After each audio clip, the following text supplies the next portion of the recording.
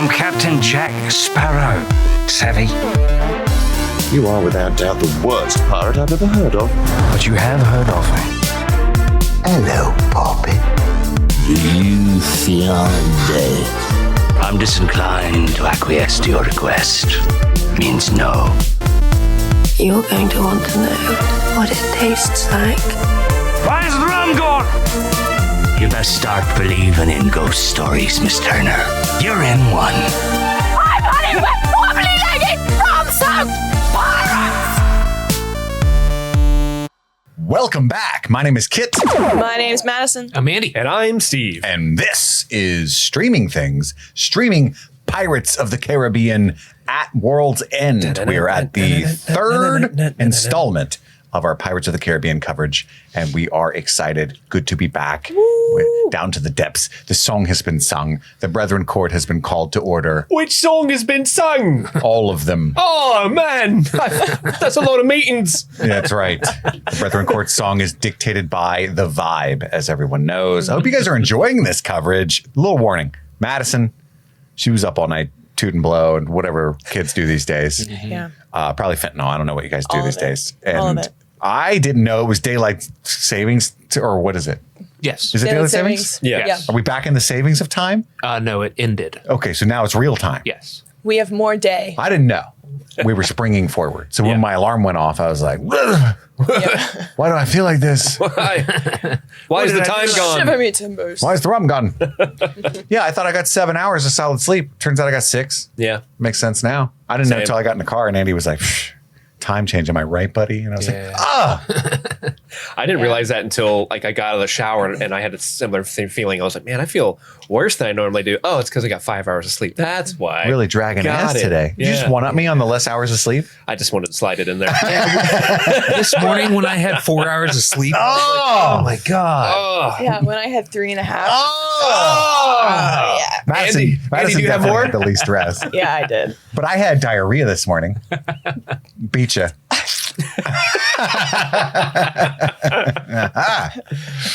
Drink up, me hearties. Yeah. I did. He released the Kraken. Everybody Truly. loves this podcast. Yeah. I know, right? Just driving to work. Yeah. Diarrhea. This is great. People identify with that. Blowing chunks as you're driving. Oh, come on now. Everyone, write in if you had diarrhea the morning you listen to this. We want to know. streamingthingspod@gmail.com. If you like this kind of pod, go to patreon.com/streamingthings. You can get coverage of our Breaking Bad coverage, which is active right now, our Firefly coverage, which is active right now, but also all kinds of previous coverage, all 8 seasons of Game of Thrones, Arcane, Midnight Mass, hundreds of movies. All that is over there on the Patreon. There's also a vibrant community, a Discord, things to be a part of that, and everybody's very, very kind. They're much cooler than us, and you can hang out with them over there. So that's fun. But this third movie, I'm excited to hear what you guys thought of it.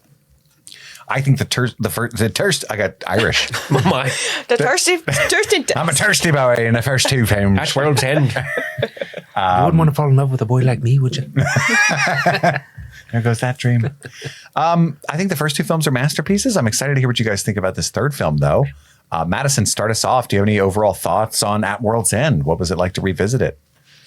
It was a good time to revisit. I would say of the trilogy, this one, they're all equal in my head except this one. This one is like a little on the 5-star scale. This one is a 4.5 for me. Oh, so you still love Still it? love it. I still love it. Yeah. There's just a couple of things. I love it, I think, for nostalgic purposes, and obviously huge fan of pirates, if I haven't made that clear.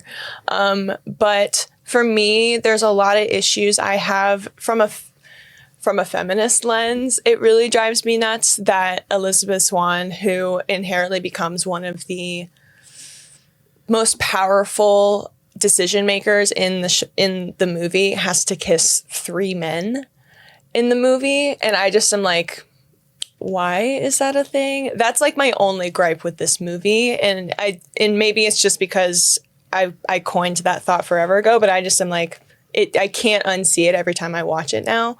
But I have a really good time with this movie every time I watch it. I think it's definitely more, not as many big epic battles. I mean, we have one of the best battle sequences at the end, but I don't think we get like a lot of like big ones throughout, similar to Dead Man's Chest. So it's a little bit more, I don't want to say like political, but there's definitely a lot more of like, It's politics. yeah, it's politics. Politics, love. It's just business.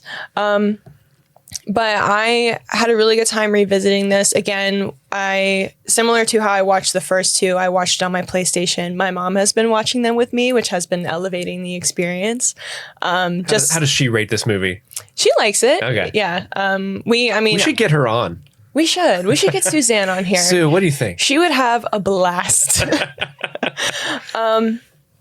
But I love the music in this one as well. I think it's Hoist the Colors, the opening song is probably, my favorite opening of all of the movies. And yeah, I have a really good time with this movie every time I watch it. I can't remember when I watched it for the first time. I assume I watched it in theaters, but I can't remember my initial reaction. I can assume I was super jazzed and excited. But yeah, overall, awesome third movie.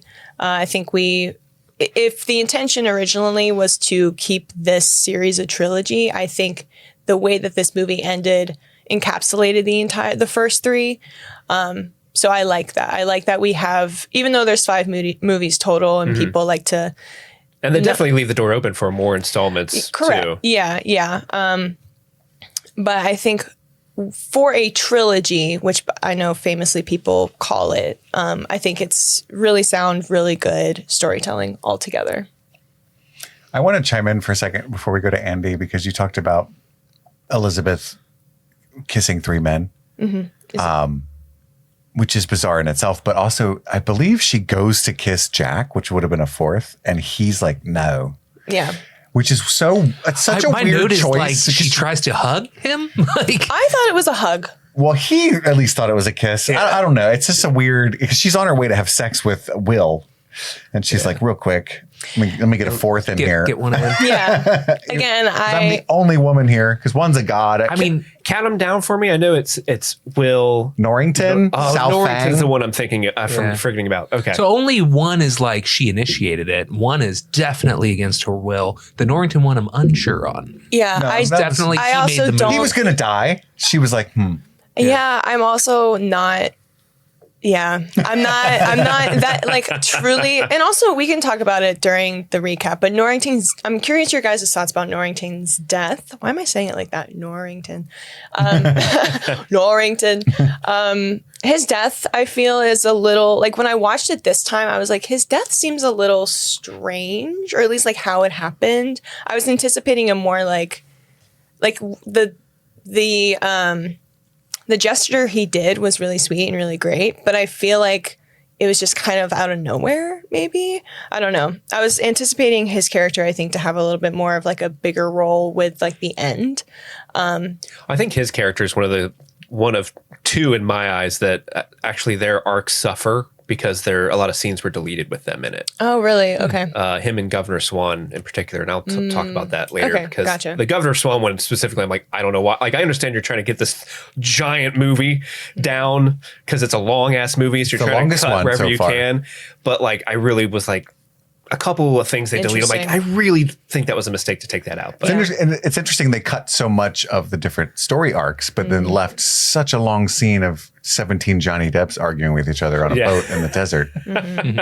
That scene drives me nuts. Andy, what did you think of this movie? I love that scene drives you nuts because that's when they go that unhinged is when I have the most fun with this movie. So like the first one. I agree with you, Andy. And for the most part, the second one, I feel like you could watch anytime and have a great time. This one, you got to be in the right mood for it because this movie's fucking unhinged. It is way over long, way over complicated, and it is absolutely visually stunning. But what the fuck were they thinking with this movie? This is like the child's movie, the end to the trilogy of the kids' Pirates movies. And they're like having Johnny Depp arguing with 17 versions of himself in hell about a peanut. It's like, what the fuck are we doing? The plot is insane. So we have Will, who has made a deal with Beckett. He's going to reveal where the pirates are.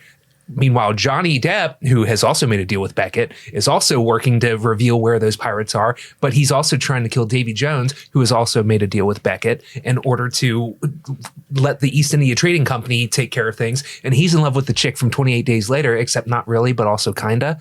And like, I'm sitting here watching this movie like, what the fuck is happening? Like, they expand the lore so much, where in the last movie of a trilogy, you can toss in a little extra, you know what I mean? But in general, the goal is to wrap up what you've set up before. And they're like, nah, there's a Brethren Council, and there's 8 pieces of something, and there's 9 pieces of 8. Yeah, there's 9 pieces of shit, and there's a goddess named Calypso, and she turns into fucking crabs, and I'm like, what the fuck is happening? This movie is insane. If you were a goddess, what would you turn into 100,000 of if someone summoned you on a boat? Zins. Toothpicks. Your boy quit Zins. Oh yeah, I'm a month clean tomorrow. Nice. High five. Thank you. Madison, what's your spirit thing that you turn into 100,000 of on the deck of a ship? When Jeffrey Rush burned some trash? Oh, you're caught me on the spot. I don't know. My first thought was gum. That's so lame. Oh man, it's gonna get Everyone's gonna have sticky. Really nice breath. It's gonna be real sticky. Depends on Kit the type Lazer? of gum. It could be cool. Eels. Why eels? I was going to say snakes, but if I'm out there on, you said a ship, and that would just drown immediately. Oh, you mean like a creature, not like an inanimate object? You can say whatever. You can say whatever. I just put some thought into it, unlike you guys. 100,000 Steven Seagals. Oh shit! Oh Crawling no! out of the sky. Quite like fat current Steven Seagal. Yeah. When he falls into the water just becomes black because his hair dye diffuses with the sea. But yeah, in all seriousness, this movie is fun but absurd. I had a great time with it, but it is by far the weakest one. But it has some of the most satisfying moments still, you know? And I love the My Peanut shit. You know what I mean? It's just like, whatever, man. Just have fun. 'Cause I don't know what's going on. I'm not sure you know what's going on. But as long as you're entertaining me, let's go. I had fun with it. Yeah, it's interesting. When this movie first came out, I remember hating it, like thinking it was just way too long and complicated. And I the first time I saw this, I didn't have any fun with it. And so this is my least watch of the original 3 by far. But going back and watching it this time, I had a lot more fun with it. And I don't know if I'm just like in the piratey mood and I'm watching them back to back and it's easier to digest. And there's not that like years long anticipation of like, how are they going to wrap this up? And not meeting my expectations that I had in my mind. Like I've grown as a person. I don't necessarily do that with things as much anymore. But that being said, I did have a good time with this movie. I do have the most criticisms towards this movie than any of the movies we've discussed so far. So I'll talk about the negatives I have for this movie and then circle back to the positives because we've touched on it a little bit. It is very long. I especially think the first act just kind of drags in a lot of places. I really don't think this movie starts going, at least for me, until we get to Davy Jones Locker and the surrealism, because at that point I'm leaning in like, what is happening? But to me, it's funny and I'm into it and it's surreal filmmaking and that kind of stuff always kind of piques my interest. And now Jack Sparrow is back in the mix and having him back with everybody seems to shake things up because the first half of the movie, or I guess the first fourth of the movie before we get Johnny Depp back, I'm kind of like, feel like I'm playing catch up. Like, what are they doing in Singapore? Are we just okay with Jeffrey Rush being back? We're not going to talk about that. Why is Will mad? Why is Elizabeth mad at Will? Like, it's just all this stuff that I'm trying to catch up on. Who's Sao Fang? And Sao Fang, by the way, the messiest bitch in the Pirates trilogy ever. That dude is so fucking messy. Like, I don't know what he's wanting at any point in the movie because it just shifts. At one point, he's like, I want the pearl. Actually, I don't. I want you because I think you're Calypso. I'm going to be a stinker. I'm going to be a caricature. Like, it's this weird ploy because I know, like, in the late, like starting around this time, and it went on for about 10 years, there's a thing Hollywood would do where they would be like, we're going to really appeal to the Hong Kong market of filmmaking. And I know this was a naked ploy to do that by casting Chow Yun-fat in this role. They're pretty open about it. And it's wild that that's why they were doing this, because I think he's kind of an offensive character. And from my understanding, when they sent this movie to China to play, they edited 20 more minutes of it down because they also were like, that's a stereotype of our country. We're not doing that. So like messy character that I'm like, you could not have that character in this movie. And I think the movie would be 20 minutes shorter and better probably. But like to Annie's point, the movie, I think, expects the audience to know what's happening as they're revealing things. So but they don't do a good job of explaining what they're doing. And the best example of this is the parlay scene at the end when they're on that little sandbar and there's a 3-on-3. Because when in the moment you're like, okay, Will wants this, Jack wants this, Elizabeth wants this. It seems like they're kind of like fighting each other. And by the end of the scene, you get the impression like, oh, they're in on something together. But I don't think they quite piece together for the audience what it is they're in on together. And so when that scene first happened, I'm like, what just happened? Yeah. Something changed. I'm not fully aware what it is. I did, shout out to the Going Road podcast because she hit cued me onto this because she also felt the same way. And the only reason she was able to piece together what happened in that scene is in the script, because if you read the script, it like lays out what they're catching on to. Like literally there's lines where it's like Elizabeth sees Will make an eyebrow. Oh, he wants to save his father. Like it spells out what their motivations are in the script, but I don't think it spells that out on the screen at all. I didn't listen to that or read the script, but the way that I pieced that together is that scene's like extremely flawed and there's no piecing it together. Yeah. That scene is one of my biggest gripes of this movie. But what I thought was happening is that everyone thinks they're winning, basically, except Jack's really such a genius that it's his plan to get put aboard the Dutchman so that he can steal the heart and become immortal. Yeah. So he was manipulating Elizabeth, knowing that she would trade him for Will and acting like it's not what he wants. Yeah.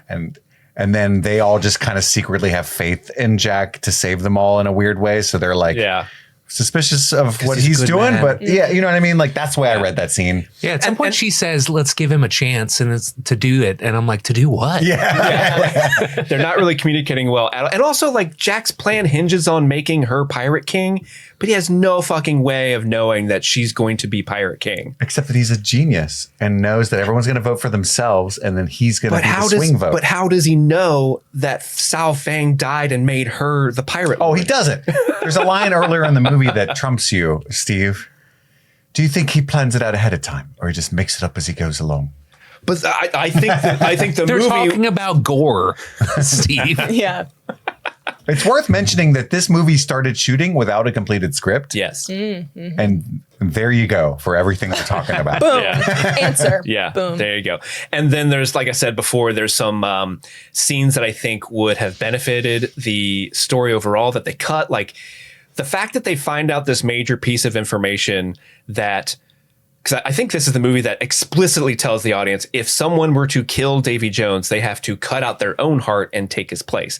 They kind of alluded to it in Dead Man's Chest, but didn't spell it out. They've been saying that. Yeah, but they spell out the rules in this movie. Sure. And it's wild that you get that scene from you get that information from Governor Swann, who died off screen and got that information off screen to tell everyone else. They cut the scene where he figures that out. And it's a really good scene. You watched it? Yeah, you can find it online. It's actually really funny because you can tell they cut the movie fairly early because at one point they stopped digitally replacing Bill Nighy. So he goes from Davy Jones to then Bill Nighy in a gray sweatsuit going like, well, I'll take the chest. And everyone's acting real dramatic and he's just in the background like being weird. It's so funny. I love it.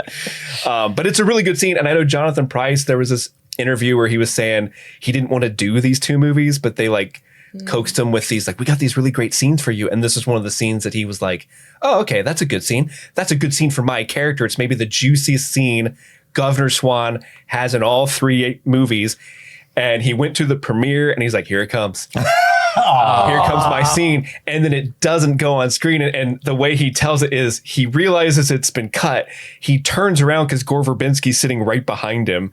And he turns around to look at Gore and he says something like, and Gore Verbinski steadfastly refused to make eye contact. I would too. For sure. I would have been locked on that screen. Yeah. I genuinely love the reveal that he died off screen. Yeah. I think that's kind of genius for Yeah, it to I be agree. like, oh, look, it's the river. Oh, that's Dad. Well, like you still get that reveal that they kill him because they don't kill him in that scene, but you get the scene of how he figures that out because he thinks Elizabeth I think is you dead. don't know why they killed him.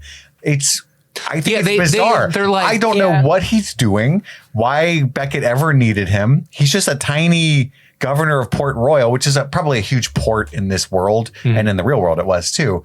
But like, Beckett's so powerful at this point, and he's just got Swann over there stamp and everything. For what? He's got the Majesty's authority, is what I'm led to understand. He's like taking rights away left and right. And then it's like, oh, he's getting hip to the chest. I think he's outlived his use. And I'm like, why? Tell everyone. Who cares? And then he's just dead. And it's like, why?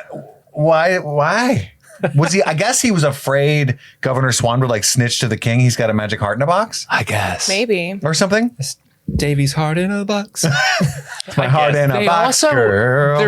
they expand the lore so much. It's like Barbossa like talks to the council that we didn't know existed until this movie, right? He's like, we all remember how back in the day we tamed the seas when we kidnapped this goddess and trapped her into a human body, right? Well, they didn't do that. Anyway, we need to. Right. But Yeah. like, it is just like, hey, this really foundational aspect of our world design, we all remember that, right? And then like, Who could forget? let's go ahead and change the rules. And it's just like, where is this coming from? It feels like a great finale to a trilogy we didn't watch, you know? Yeah. But it's still fucking weird and how fun. funny is it? I mean, the Brethren Court's cool. Like, I love the Yeah. characters in the world. I love And all the the introduction craft of them. The shipwreck Like, cove. That's yeah. sick. That stuff's really cool. I love the design. It's so funny that the Brethren Court's like, we gotta assemble the court, we gotta fight, and then they do fucking nothing. No, Oh yeah, none of the other ships do No, anything. they're None of like, they we're do going to battle. Like, anything. have fun. We'll watch. Well, that's Well, pregame over here. And then when they all win, they're like, we did it. and they're all they're noticeably all still alive because Yeah. they didn't fight. Yeah. Yeah, there's so much about that third. That third act is glorious and gorgeous Yes. and wonderful. Yes. But it's also so silly for that reason. Like there's no, like none of them are doing anything. It's also a big wet fart that Calypso is released from her bonds. She's vengeful, wrathful, she's angry. And Davy Jones makes betrayed you. Ah! she makes a butthole in the water. That's what she does. Yep. She doesn't do anything to Davy or the pirates. It's so cool when she grows and she's got that rope bikini, and I'm like, oh, fucking nice. And then she's and then she gets crabs. crabs. Yeah, she's got crabs. She's got crabs. Oh no! No. And she does nothing. The big goddess is free, and we're back to the natural order of things, and she does nothing. And also, to Andy's point, the expansion of world building makes everything that has come before worse, which is the worst thing you can do with world building expansion. And what I mean by that is we find out that both Barbossa and Jack are pirate lords, which makes no sense because Barbossa was his first mate who mutinied against him. And so he wasn't a captain until Jack wasn't a captain. Do you know what I mean? Yeah. So that doesn't make any fucking sense. Fuck you. And also, if it's so important to have those pieces of eight, why'd you just leave Jack on the island and like, ha ha ha ha? Like, you're gonna have to handle that. Let's start going back. None of that makes any sense.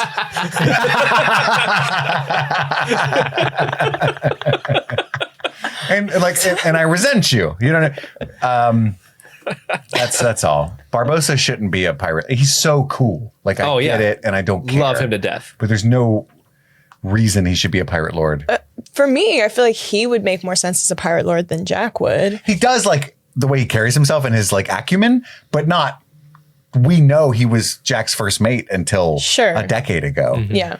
It also so they can't both be. It also is weird to me that I am understanding that the Brethren Court is like a culmination of a bunch of pirates from different like areas of the All around the world. But then you have Jack and Barbossa, who are both two British boys. They're neighbors. Yeah. So it's a little, I've actually never made that distinction before, but it is a little strange. It's like when you own a Subway and then another Subway franchise opens across the street and you're like, son of a bitch. This is my block. Get off my action. Too many franchises My over there. footlongs, okay? Yeah. And then Keith Richards is in this movie Dude. at some point, and he's got a book and he plays guitar a little. In a tiny head. This is crazy. That's Jack's dad, apparently. Like It's alluded to, that it's his dad. Like it's a fun cameo, but I think that's an example of something like you could cut that and nothing would kidding? change. And so my beef with him in the locker. I know that scene's fun. It's very a precursor to what Gore did with the movie Rango. I feel like the way that the camera angle, like it's gorgeous. And I think it's just a way. I don't like the whole. There's 37 Jack Sparrows in this movie. It's just a way for them to get as many Jack Sparrows in as they can. Like, oh, this is the franchise, and I think they were wrong about that, and that he's used to great effect in smaller doses, right? And I think there would have been I would have loved to have seen, because Gore Verbinski's made a lot of great horror. I love his adaptation of The Ring. I think The Cure for Wellness is a little weird, but it's a little slept on. And I think that what they could have done is made that, instead of silly as fuck, actually terrifying, and still did everything else that they did, and it would have made more sense that he's a little crazier than normal and stuff now. There's also something about that scene that I'm a little curious about. You could have done it with like 11 less minutes my way. One thing I'm curious about that scene is you get all the weirdness. He's on the boat. The little crabs come up. They start moving the pearl. He gets back on the pearl. And so when our other heroes arrive in the locker to save him, he has gotten the boat to the ocean by himself. So it's like... But he would have been stranded on the ocean for eternity because he didn't know the map to turn it upside down thing. Okay. And my understanding too is like, because my mom actually brought this up, because she was like, wait, did Suzanne? Why'd you say it? She's the streamline of all of my thoughts and opinions about these movies. Suzanne. Mom's name is Suzanne. Yes. It's a cool name. I like that. I'll let her know you said that. Or you can tell her directly if you would like. But she was like, are we to believe also that like Calypso's like presence in the locker is what is prompting the crabs to like bring the ship? That's a good point. To them, because the crabs do. Yeah. There is a scene where the crabs are crawling underneath Calypso's dress, and she has one. I guess they're her minions. Yeah, she's crabby. Yeah. Yeah. So I don't know if it's like... That's a good point. I love that, because she does like, thank you for doing my bidding kind of thing. So I was like, oh yeah, that is kind of an interesting take. So I do like that. It makes sense for like that world to be like, oh, there is this other godly energy, because we can assume this is, Davy Jones Locker is a purgatory of sorts. Mm-hmm. So it's like by having this other like... And isn't his power directly tied to hers as well? So it makes sense that there would be crossover? Yes. So I think, to me, what my mom makes a lot of sense of like, oh, their presence there is what prompted like his presence to meet them. Otherwise, he would have just been stuck on the boat in the sand. Correct. I think if they didn't get there, if Calypso's presence wasn't there, he probably would have just stayed. That's a great point. I love that. Yeah. Suzanne. We got to get her on the pod. Yeah. But no, I think we've gone over most of my other positives just in small ways. I will say, as the resident Star Wars guy, I do think that this movie has some similarities to Return of the Jedi in that, our Han Solo character's been stolen away by another character, so we have to spend the first 40 minutes rescuing him before we can get back to the main plot. He's frozen in carbonite. Boba Fett. Where?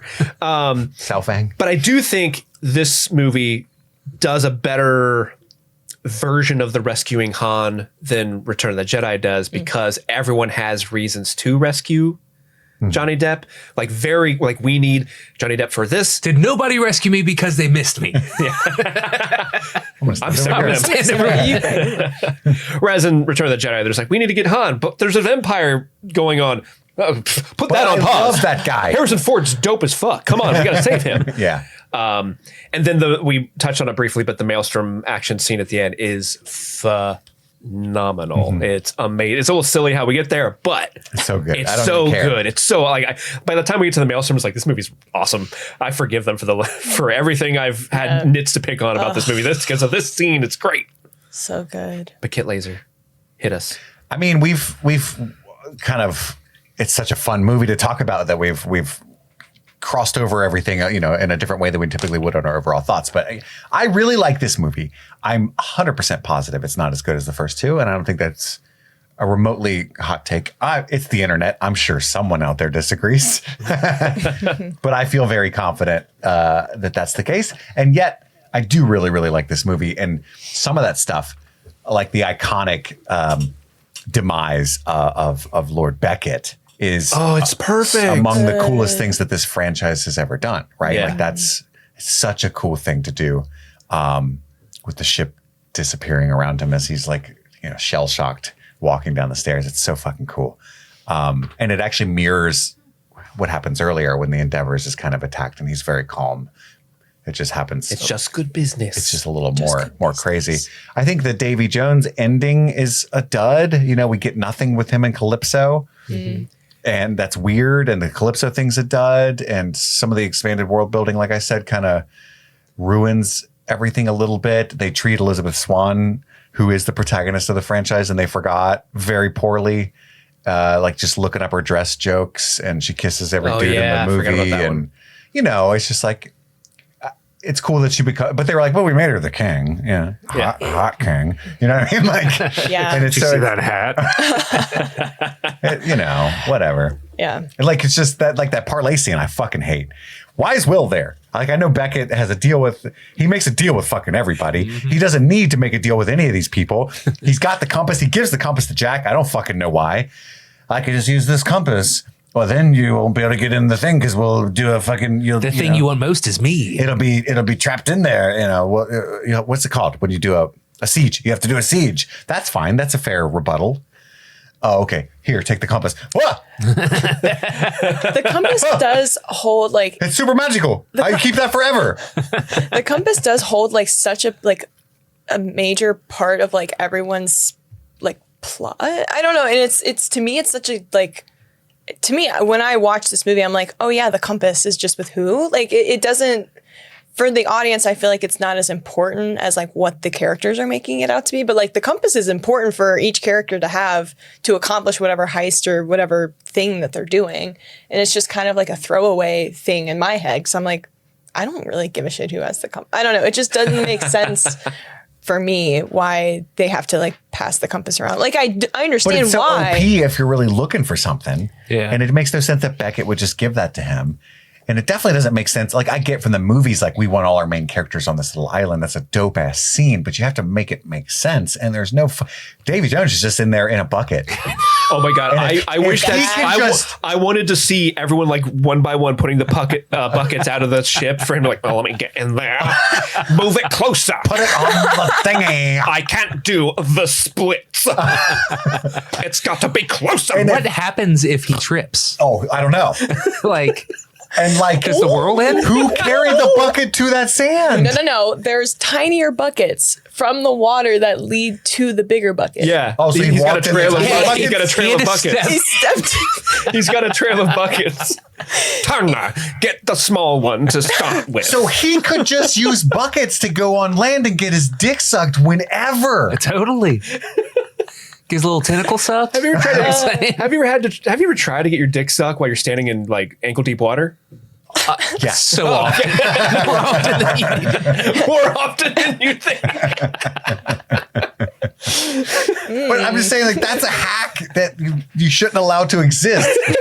Once every 10 years, I can see my love unless I get a bucket. He's looking like, at some point during the parlay, he looked down like, should have done this a long time ago. Will Turner, do you have buckets? You know that joke you always make about orgies and I'll bring the bucket? The bucket? Davy Jones is always on the bucket duty. Yeah. So that's silly, but it's just like, it's Elizabeth, Jack, and Barbossa, and then Davy, Beckett, and Will. And Will's there because he's important to these characters, but there's no what's he in charge of? And he also, Orlando Bloom definitely for most of this movie brings, and I'm here too, energy. It's quite funny. And then he switches sides. And this is the part it's already infuriating because dude's in a bucket. And like, I'm like, oh my God. And Will's like, this is a cool moment for Elizabeth's character because her and Will have been on again, off again for a while. So she says, I'm trading him for Will. And she betrays Jack again. And that's like a moment where she chooses a side, ostensibly. That's important for her character. And Will's like, Yeah, she's hot. I'm going over there. But why? You don't want to be on Shipwreck Island. You want to go to the Dutchman because you're trying to free your father. So why are you so quick to get away from the heart that you've been spending the whole movie trying to get to? That's the whole reason you betrayed everybody. Yeah. Well, in the script, it states that Will does this because he doesn't want to kill the heart because he doesn't want to be the captain of the Flying Dutchman, but he notices from a look from Jack that Jack wants does. to kill it? Okay. And so he's like, take my place over here, kill that guy, and I can be with my girlfriend. Well, don't they have that conversation when, like, on the Pearl, when Will is like pushing bodies over He does. So Jack tells Will, hey, let someone else stab the heart, and Will's like, you? So that's true. So they do talk about that, but I think it is it's not as an obvious of a choice. Like when you're watching this, you kind of have to piece together, oh, they said that conversation for this. Oh, okay, now I'm understanding. So like, But they also have Elizabeth there who's like, got it, guys. Yeah. I was there too. So was Will just a serial killer for a little while? Just leaving a trail of bodies in the water? Where'd the bodies come from? Like, I'm pretty sure that he was sneaking around murdering people and throwing them overboard, tying them to I barrels. was curious where the dead bodies were. Those were all from. the trading company guys that were stuck on the ship when they stole it. Yeah, from after Sao Fang had like taken over and they fought. Oh, Sao Fang had killed everyone and they just left the bodies on? I don't know if it was necessarily Sao Fang, but they had done sort of a mutiny to take control of the Pearl. But I think those were just the guys that they had killed during that. Yeah, so they were taking just control like, of the Pearl back. Yeah. So they were already dead. Yes. He We're was just sure of that. found some bodies. We're not 100% sure. We can't rule out that he ran out of a few after a day He or was two. collecting bodies. There while had to they be were at in least one where he the was like, locker. Those bodies were only 200 feet apart. So he needed a lot of them. Like, and barrels. Yeah. Make port. We got to find more bodies. It's a clever thing because the seagulls is what clues Yeah, totally. their location. It's cool. Nice little thing. You only need a couple, and then you got a heading, right? Yeah, I So I guess maybe they turn. Water is float? pretty. Yeah, I mean, the sea, does move famously. It's not like a road. Yeah. What, the sea is always right? Is that the The thing? sea is always right. Yeah. Never go off trail. This is the most expensive of the three movies. Really? In fact, this was the most expensive movie ever made At the time. at the time. This movie cost around $300 million, which is more than all three of the Lord of the Rings movies combined. Damn. Wild. Which for is 07 and 07 money or current money? 07. without adjusting for wow. inflation. Damn. Yes. Now it was the most expensive movie ever made at the time, which is crazy. But it's the third highest grossing Pirates movie, Yeah. right? So That's a bummer. It only made, I mean, it's still a huge success. Don't get me wrong. It's a huge success. It made like $963 million, or a little over than that. It has the record for being the last movie to be the highest grossing movie of a year and not crossing $1 billion. It has that distinction. It's the last time that ever happened. So it was still successful, but not as successful as the previous two. Gotcha. There's a couple fun tidbits that I researched. The flags that all the pirates hoist when they are like, yeah, we're gonna go fight, and then they don't. Those are all real pirate flags, apparently. Yeah. Christopher Moody is the red flag with the winged chalice. Thomas II is the arm with the cutlass.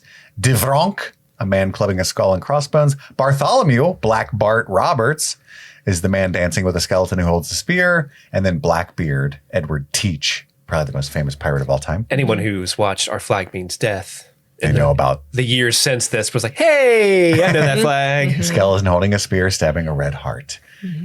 Edward Lowe is the red skeleton.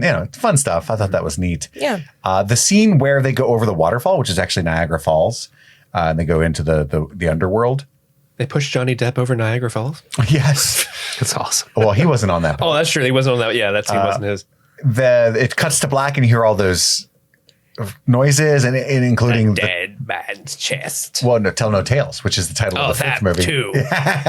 Those are all like actual audio from the Disney theme park ride, Yeah. which was fun. Stuff like that. I don't know. That was cool. Which someone in Discord sent us a link that you can actually watch. Like, I guess they put like a POV camera on that ride, so you can go on Disney Plus and be on the Being ride. on the ride. Wow. Apparently, Gore Verbinski helped Hans Zimmer with parts of the score for this film. Yeah. In fact, Andy, you'll enjoy this. The part during the parlay when Davy's in the bucket, you can hear like a little guitar, and that's Gore Verbinski plucking them strings. That's fucking because they're going for Ennio Morricone. They're trying to riff off his classic Western score. So that's when the pirate score becomes like a like it has like a real Western vibe because they're doing a standoff. That's cool. Nice. That's a mighty fine, a picking and a singing. So that's neat.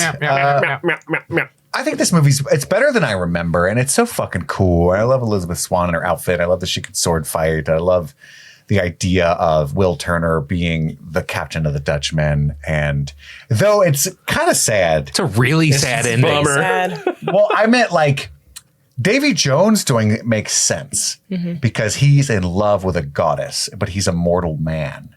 And so he's like, ooh, I'll make this deal with the devil to ferry souls to the underworld for eternity so that I could never die and never not see my love. Yeah. Even though I can only see her once every 10 years on an eternity scale, that's way longer than just being alive for the next 25 years, right? Because they didn't live that long back then. I don't fully understand that deal either.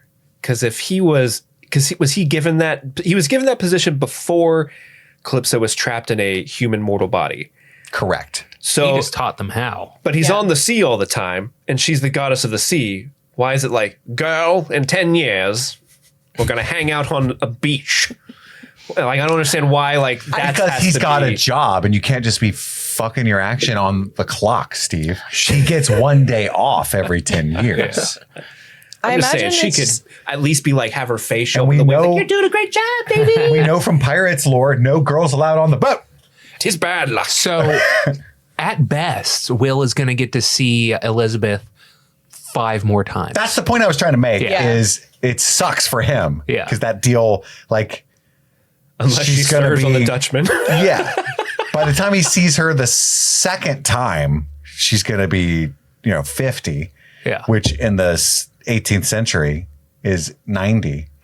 And you know what I mean? For sure. That's if she makes it. She's you might get some scurvy or like on the flu, tuberculosis, a head cold, scratch because there's no antibiotics. I don't think. No, I cut my hand. I'm going to die in a Yeah. So it's just a terrible deal for him, in that regard. And her, she's got to raise that kid all by herself. Yeah. She's already kissed 3 men before she even got to the island to have sex. I think she'll be fine.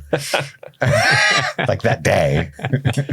At least hopefully she's not going to wait. Hopefully he's paying child support, I mean, if Johnny Depp was in the room, I would try to kiss him too, just to see what would happen. Well, we know that his breath is rank from this film. Give it a shot. Enough to fall off a boat. Yeah, knocks Will Turner off the boat. Oh, yeah, that was a wild scene. That's where my gum would come in handy. Yeah. Yeah. It's true. Just helping the pirates out, man. I'm actually fascinated to see, what's the next movie even called? On Stranger Tides. On Stranger Tides. I'm excited to see what the fuck that's even about. I don't recall. Strangers Doo-Doo. Penelope Cruz is in it, right? Is that this one? Yes. Yeah. Penelope Cruz. And I've never seen it. I'm excited. wow.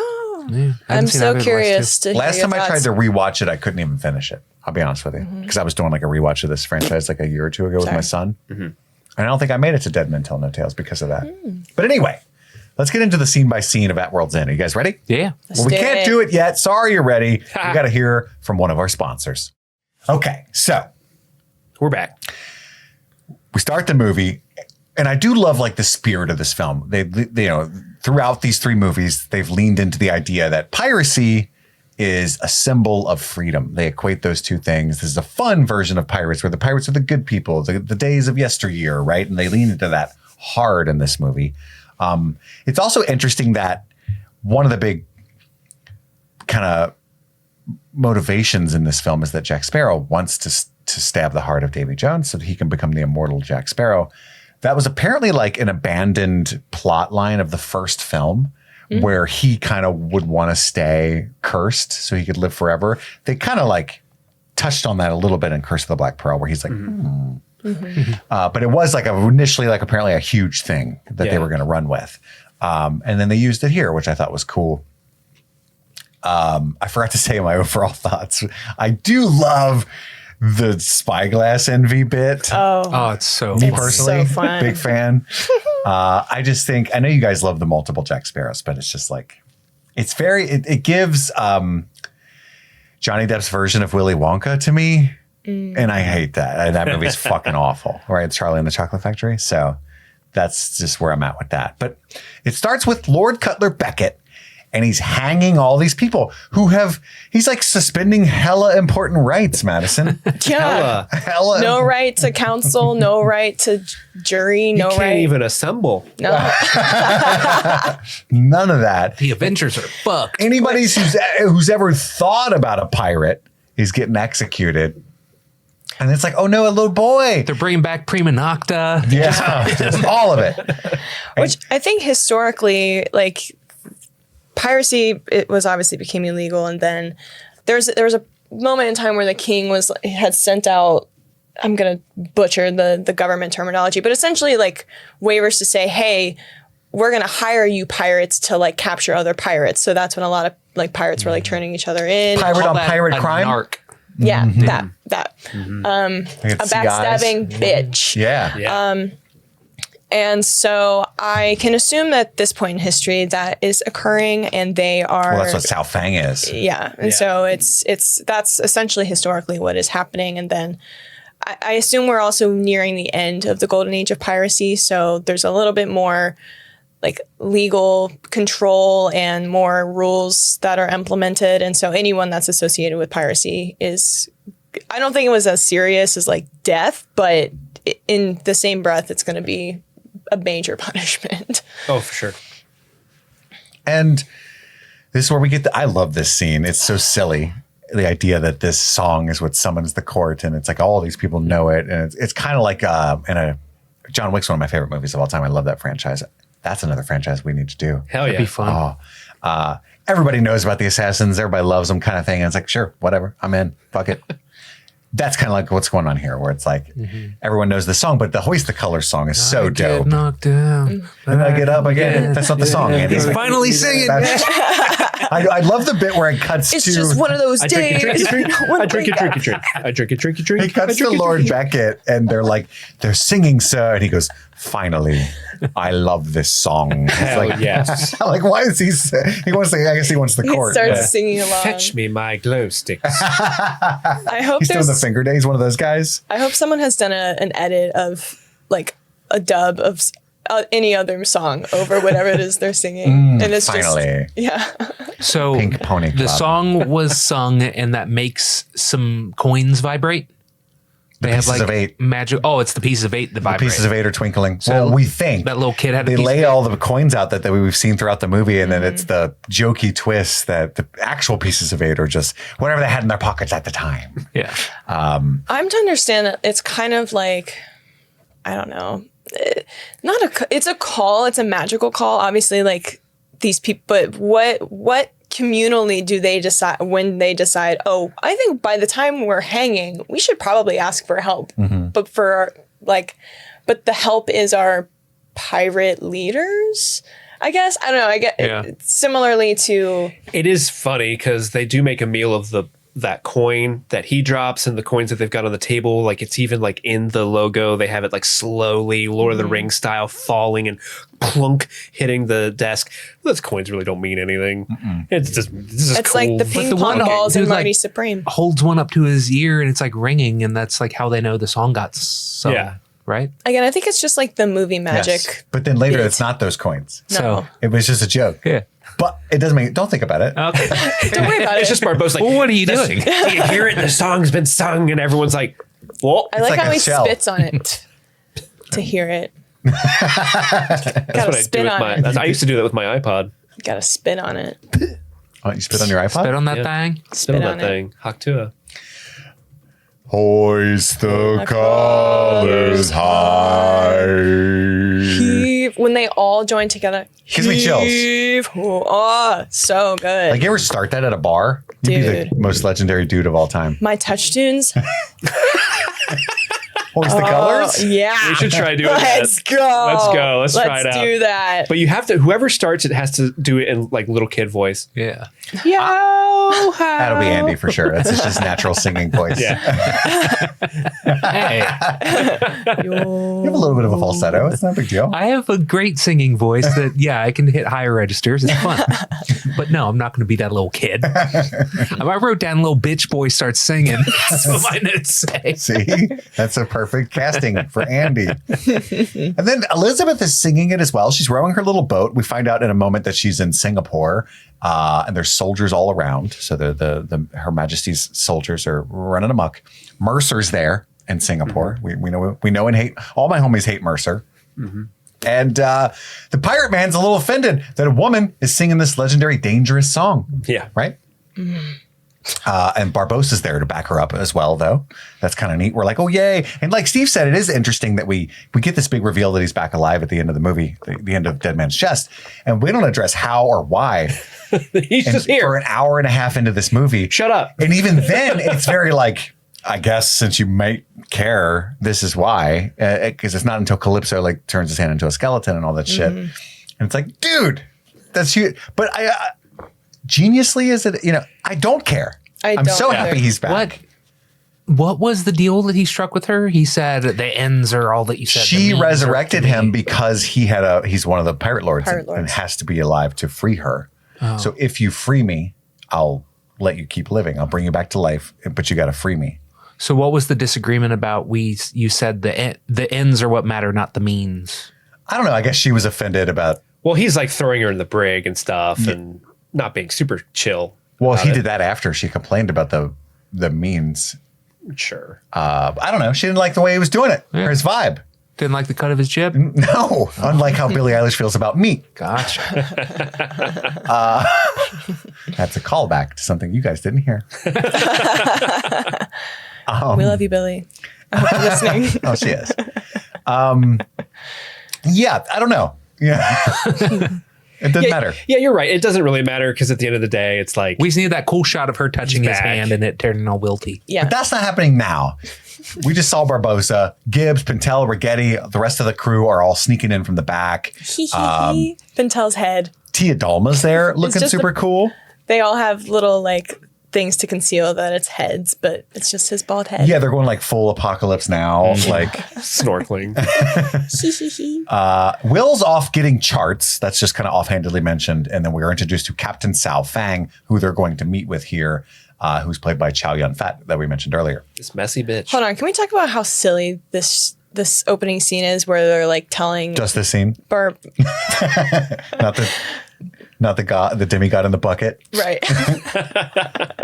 But the guy is like, just because she's a woman, we don't suspect her of treachery. And so Elizabeth is dismantling. Oh, wait, we haven't gone there yet, right? We're about there. We're pretty much here, yeah. Okay, well, she's like, please, remove or whatever. And she's like taking all of these weapons out. And she's strapped to the nines. Yeah. And then she pulls a blunderbuss out of somewhere. Literally. And she keistered a blunderbuster. And then Barbossa leans back. It's like, what? Where'd that come from? Did that come from? Yeah. And then, of course, they make her take off all of her clothes and give her this really. She's like, see your bobby. She's like Donald. Well. She's Donald ducking it throughout this whole next scene. Oh, 100%. Yeah. Which is why Pintel and Rigetti are so excited to look up through the floorboards. Yeah, it's wild. I am a child. I did laugh when he thought he was looking at Elizabeth's skirt and it was that giant guy. I did. That was funny. Because Rigetti had seen her and was like, dude. Yeah. And so the funny part is that Pintel thought he was excited about the dude's junk. That, again, I'm a child. That is funny. It is funny. The way that Rigetti's just like, and presumably never discussed it, and that's just how Pintel's just like, all right, man, whatever you're into. Anyway, that's I may not be a smart man, but I know what junk is. I know what's funny. Question: so while they're being led into they're in like a spa house, right? Mm-hmm. Sure. I guess that's what you would call this. They're having a nice soak. But it's like Spirited Away, man. It's what it reminds me of Spirited Away. Yeah. They're looking around at some of the other dudes that are enjoying the bath. Sure. Oh, the guy that has cordyceps? Yeah. Yeah, he's just got fucking Mushroom face? I couldn't tell. Like, has he just been in there too long, or are they catering to recently acquired members of Davy Jones' crew? Yeah, I don't know. What's going on. I think he's just been in there too long. He's just getting some fun guy. He's a fun guy. He is a fun guy, clearly. And I love the water. I love the implication that there are actually, like, when you walk into the room, there's like 15 dudes in the bath. But the implication is there's actually like 100 people just crammed in those buckets underwater, just waiting. We've been here the whole time. Surprise! And Will Turner's been holding his breath for most of that scene. Minute. Yeah. Is he not dead? I like to think that Sao Fang is anticipating them walking in, and he's like, "Okay, dunk him now. Take a big breath. Big breath. Ready? 1, 2, 3. Exercises. Oh, 1, 2, 3. man. Big breath. 1, 2, 3. It'd be awesome. They do the reveal and he's just fucking dead. Oops. Shit. They forget about him. Gibbs and company are Put an ice cube up his butthole. Yes. If he's overdosing, that will help. Gibbs and company are still downstairs. Will, it's revealed as we're discussing, that he was caught stealing the charts that they alluded to, which is the route to the farthest gate, which is how they plan to get Jack Sparrow back. The song has been sung, but like it's funny because like they have that's the song. That's the song. They have multiple motivations. Like Barbossa's plan B is to be like, yeah, try to steal it. But anyway, the song has been sung. You know, you and I we have to be cool. We're both pirate lords. I'm one for no reason. The time is upon us to summon the Brethren Court, right? And this is where we find out this is the exposition. We didn't know the Brethren Court was a thing. The 9 pirate lords, we didn't know that was a thing. But they must honor their call. Sure. Will you answer the call? Will you answer the call? I also love the bit that you ignored the call. Barbossa knows not to mention that they're rescuing Jack Sparrow because he knows Sao Fang hates Jack, because almost everyone does. But also, he's a bit of a what's it called? A rake, you know? Oh, he's definitely a rake. What's it called? A Don Juan? Don Juan. Because the girls, Don Quixote. Don Juan. Both the girls giggle when Jack Sparrow's mentioned. Well, I like to think the writers pulled this from when there's a scene in the first movie where he had just rescued Elizabeth, and they're like, she's not breathing. He's like, no, this. And he opens up the been to Singapore. Yeah, clearly you've never been to Singapore. So I think in my head, I'm like, that's a callback. We kind of knew that he's been there before. So we can assume that he's just had, happenings there and has done. He's definitely slept with both of those ladies. Sex. 100%. Yes. Yes. Jack is also one of the 9, we find out here. And that man's tattoo is sweating off. It's a fake tattoo. And so, chaos runs amok. He doesn't work for Barbossa, though. He works for the East India Trading Company. Mm-hmm. He's a spy for His Majesty or Her Majesty. Who's the king? It's the king. King of England at this time? King of England, yes. Yeah, queen. His Majesty. No queen yet. Mercer busts in, and then boom, there's a big escape. Lots of explosions, lots of boom booms. Tia Dalma sets a boom too. One chick gets shot in the fucking head. That was wild. And then the other one just kind of dies off screen. I like how they make them characters, but like so briefly. Yeah. She's like, I'm going to avenge you. No, I'm not. Because like the head, that was sad. But when they showed the second lady dead, I was like, why? You know what I mean? My memory I hardly knew ye. My memory of this movie was so bad that when the first one got shot, I was like, oh yeah, there was a whole thing with her sister where she's trying to kill Mercer. And there was like this fight scene. Oh fuck, never mind. That was that. I made that up. I made up a cooler thing in my head. That would have been cool. Like the way that they linger on that. Because the only reason to show us any of that is to like bring it back, and they just, oh yeah, she's dead too. They get paired up with this other guy on the Sao Fang ship for when they go to the gate, and like he's a really fun character actor. He's popped up in a bunch of other things, but it kind of makes more sense if this other sister joins them and she's the character that's like, we're gonna get revenge. Like I'm kind of in on it. Let's do it, guys. Well, I feel like they historically throughout the series have done like little narratives throughout, like very small things with like inanimate objects or with other people. Like Jack's hat, I feel like was kind of its own narrative in the second film. Like obviously this, not that it's a throwaway. I think it would have been cool if like she joined the crew and like that would have added to that particular like the vengeance of like her sister and such. And like we get a lot of interplay between the monkey and the pirate or the parrot in this movie, which is cool. So like I don't know if it's just like an added element of like these tinier narratives that are happening that are silly and fun. This is obviously not silly and fun. This is the Gore Verbinski and a goat. An example of one of those things. But this would have been cool if they had made her a character. She's on the crew. She kills Mercer instead of Davy Jones just randomly realizing, oh yeah, I can kill you. And like with my tentacle beard. That's the whole thing that pisses me off. He's like, oh yeah, fuck you. Like, you could have done that whenever, my guy. Well, technically he did that once the soldiers weren't around to see him stabby the chest on him. I guess, but I get what you mean. Like Mercer's death is kind of like, it's like disgusting, but it's also like, it's a really cool thing. But like the timing is like, well, you could have done that. He didn't know his heart was unprotected. You know what I mean? Like not in danger. He just did it on a whim. I fucking hate you. Yeah. You know, fuck. Anyway, everybody gets in the escape. Will Turner is willing to cross Barbossa and Sparrow. That whole thing is the 18th double cross is started in this scene. Mercer's listening and shit. He needs the pearl to free his father, which he doesn't. But whatever. Well, he needs the pearl to free his father because the pearl is the only ship that's faster than the Dutchman. And Will thinks like, him to, if I'm faster than the Dutchman, I can definitely fight it and take it and beat it. Mm-hmm. That's his logic. That's at least the leap he made in Dead Man's Chest, and why I think they're making it apparent that he wants the pearl now. I see. Which the pearl comes from the Dutchman. Like Davy Jones gave him that, right?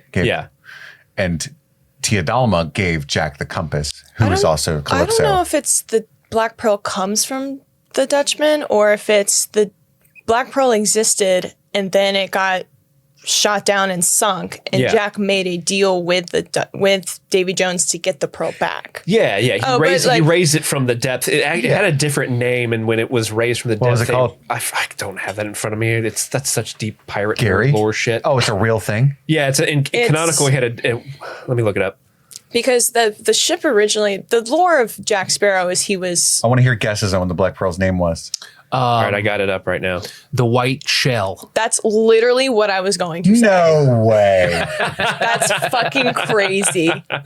Wow. I'm going to say the Blue Lagoon. Blustery Blumpkin. The Blustery Blumpkin. Oh, no. You're the closest. It's the Wicked Wench. Oh, that's right. Because of alliteration. Yeah. Wicked Wench? The Wicked Wench. I don't like of the West? I don't like it. Wicked Wench of the West. The Seven Seas. But isn't the lore that he was what was he doing? Okay. So this was something that I was going to touch on later, but you're bringing it up now. We're talking about the ship. The reason, like, his ship is sunk because of his deal with Beckett going wrong. Jack Sparrow. The Wicked Wench is sunk because his deal with Beckett goes sour. His deal with Beckett is Beckett wanted him to transport slaves to the Caribbean, and he was like, people aren't cargo, mate. I'm not going to do that. And that's what kind of ultimately leads to his ship being sunk and destroyed. And why he has the pirate brand. And they cut that out of this movie. It's like it's such a small line, and they cut it out. I'm like, that goes so far into showing what kind of person Jack Sparrow is. And it's wild that you took that out, and it's literally 10 seconds of this movie. Yeah. Wait, so what's the line? It's later on in the movie when he goes over and has that face to face with Beckett. Yeah, because it does linger on the P. Yeah, he's like, it's not here, Jack. The key's not here, and it lingers on the branding on his hand. And there's this bit where Beckett says like, something along the lines of like, you should know by how we do business in the past that I'm just all about finish. You just have to finish a job and everything's good. And he just goes, people aren't cargo, mate. And like, that's all it is. It's all the line is, but it gives you the clear impression that Beckett was a slave trader and Jack refused to do that. So are you saying that in the lore of the movie, the Pearl was Jack's ship before it was the Pearl? Yeah. The Wicked Wench was his ship, and it got sunk. It got raised up, so became the Black Pearl, and then 2 years later was mutinied upon. Okay, that's huge. So that's way different than what I thought. Sold his soul to get his own ship back for a decade? Yeah. 13 years. You felt very strongly about it. I love 13 my years. Subaru, but I'm, like if it disappears, I'm not gonna. If it was the fastest car in the world and you use that to make your living and kill people in other cars, I just need 10 more years. Hey, I feel like some men have done some crazier things for their vehicles. He could have just went to therapy, you know. But I would sell my soul for good truck nuts. Yeah. Keep them things dangling for 13 years, Davy Jones. I will serve. 13 years on a lifted up Chevy. Give it to me now. You just imagine some little balls just dangling from the back of the Pearl. You put your ear to it. The song's been sung. You spit on it. It vibrates. Oh my God. Sorry. We're spitting on the Wicked Witch's nutsack. What's going on right now? Hawk Tua girls there for no reason. What's going on right now? All right, we got way off track. Yeah, Will wants the pearl. Thank you, Jack. There's a lot of that in this movie. Will's got the charts and a ship and a crew, is what he tells him. Hey, I convinced these guys, wink, wink, no big deal. Did it. So now they have the Singaporean crew and the charts to the farthest gate, all that stuff. We cut to the Flying Dutchman cometh, but now it's at the beck and call of the East India Trading Company. And it's a Beckett call? It's obliterating all these pirate ships and stuff. They've been taking control of the seas with that power. Beckett is informed about the 9 pieces of 8, but not what they do, just that it's probably a problem, you know? Sounds really cool. And he wants to know where the Brethren Court are meeting. Governor Swann is just there. He's just stamping things in the back, and they're like, he's getting a little listeny. He's not long for this world. Yeah, look at him. He's not looking healthy. Admiral Should we be talking in front of him? I don't think so. I think, we fucked up. Now we got to kill him. Shit. Yeah, Norrington's been promoted to Admiral. He's above even Commodore now. Gets his sword back. Yeah, an old friend. It's a good sword. And then we cut to our Singaporean crew and friends in the ice passage in the Arctic. This pissed me off. Why? Put some fucking clothes on. That guy breaks his toe off. That is insane. I know that hurt. That hurt so bad. I just love how he comes at it like so curious, like, what is going on with my toe? No. And then it breaks off and he's like, glue. I need glue. Glue. That would be terrifying. But like, Elizabeth is the only one that is like covering up herself. Will's chest is fully out. Like Tia, like what? Nips out. Can cut any of the ice they run into. Well, Tia can't die. So where have they sailed? They keep talking about green flashes of light. Are we talking northern lights? Are they up in the northern arc? So they went from the equator to the North Pole? I guess so. Holy shit. So I think you're right. This is like 2 years later. Yeah. Yeah, basically. The green flash of light isn't a North Pole exclusive thing. It actually is a real event that can happen rarely. It's just an optical illusion when sun sets sometimes. Oh, okay. Yeah. And it's real quick. It just... Imagine what they thought that was back then. Yeah, like if you were a sailor back in the 1700s, like, holy shit! I think somebody just went to the land of the dead. My star. They came back. That's more uncommon. Geographically, I have no clue where they are. I Googled it and it just said the ice passage in the Arctic, and I went with it. Okay. They're up north. Yeah. Cool. It's cold. Yeah. It's cold. They're up in the cold. And, this is where it's revealed that Barbossa was only dead. We get some it's Pintel and Brigetti are always good for wait a second. Why can't we just have Tia bring back Jack? Because Barbossa was only dead. Sparrow is taken. Oh, I must have the voice. Body and soul to punishment. That poor man breaks off his toe. And the map just says over the edge over again. What does that mean? What does that mean? Huh. Green flash in the sky signals when a soul comes back to this world from the dead. All that stuff is laid out here. Jones is a loose cannon, is what Beckett says here, because he's doing what he's ordered by killing the pirates, but he's killing all the pirates. Yeah. He needs to let some of them be interrogated, right? He's done too much destruction. They also suspect in this scene that Governor Swann is hip to the heart, which means he has to die. I'm not sure why. This is where that you need to kill somebody. This is where that deleted scene comes in that I was telling you about. Yeah, it would have been wonderful. As he's yelling at Jones for killing prisoners that he wants to interrogate, Swann's also on the scene and you killed Elizabeth? you fucking asshole. Yeah, it's great. And he gets real upset, and he and Swann storms off to where they're guarding the heart, and no one's in there yet, and he tries to stab it, and then Davy Jones enters the frame and is like, do it. Like, and then he lays out what happens if you kill him. Norrington That's stops such Swann. a needed scene. That's so necessary. And like Norrington shows up and is like, hey, don't do it. And he's like, they killed Elizabeth. And that's when Norrington's like, wait, what? And you can see them conspiring, like, oh, we're on the wrong side. Just release the 3-hour cut. It's a better movie. Yeah. Pussies. What's another 20 minutes? Verbinski cut. And then The V cut. Beckett has a really awesome line because Mercer says the same thing where it's like, oh, the governor's learning too much. Like, maybe some men should take secrets to the grave. Yeah. Then it makes sense. Yeah. That's a bummer. That's a bad cut. Bad Disney. Bad. But then we cut to Davy Jones, emo, playing his organ. Love that stuff. He wipes a tear and then is filled with rage instead. Love this scene. He doesn't, I don't get this though. Like how he doesn't want his own heart on his ship. You think he'd want to like have it. I don't know, feel a little better knowing where it is. I have a question, and maybe this is silly. And also just kill everyone guarding it and take it. I locked my heart away from you and me. But like if now we're just getting into the nitty gritty of this, but like now we are. If if you and I were to fire a cannon at the ship and explode the heart, whose heart would the Dutchmans have to replace? Whoever lit it. What if we? They What should if? have What had if the our monkey kill the heart. You know, Monkey. a little baby? Thank you, Jack. A little Monkey captain heart. of the underworld. That's legit awesome. That's actually movie I want. sick. Write that down. Right. But like, what if we were like holding hands and did it at the same time? Then what? Half a heart each. Half a hearty? Me hearty. Me hearty. You get 5 years and you get the other 5 years. Okay. I But, like, don't You have to know. share the bucket. That sucks. The magic. Actually, would, wait. One leg can be on land. The other one has to be in water. Mm-hmm. Yeah. no. Then we would. Never mind. Never mind. One day I just had to to Eiffel add that. Tower your love. I think the magic would choose someone. Like it would have to I be guess. somebody more responsible. But would the magic come down and say that? It would just happen. The magic would say, "Hey, you." One of you would have your heart cut. The crew would grab one of you and cut your heart out. Yeah. I'd be like, "No, he's 'Cause the it needs captain. a captain. He's the captain." Why don't they just promote from within?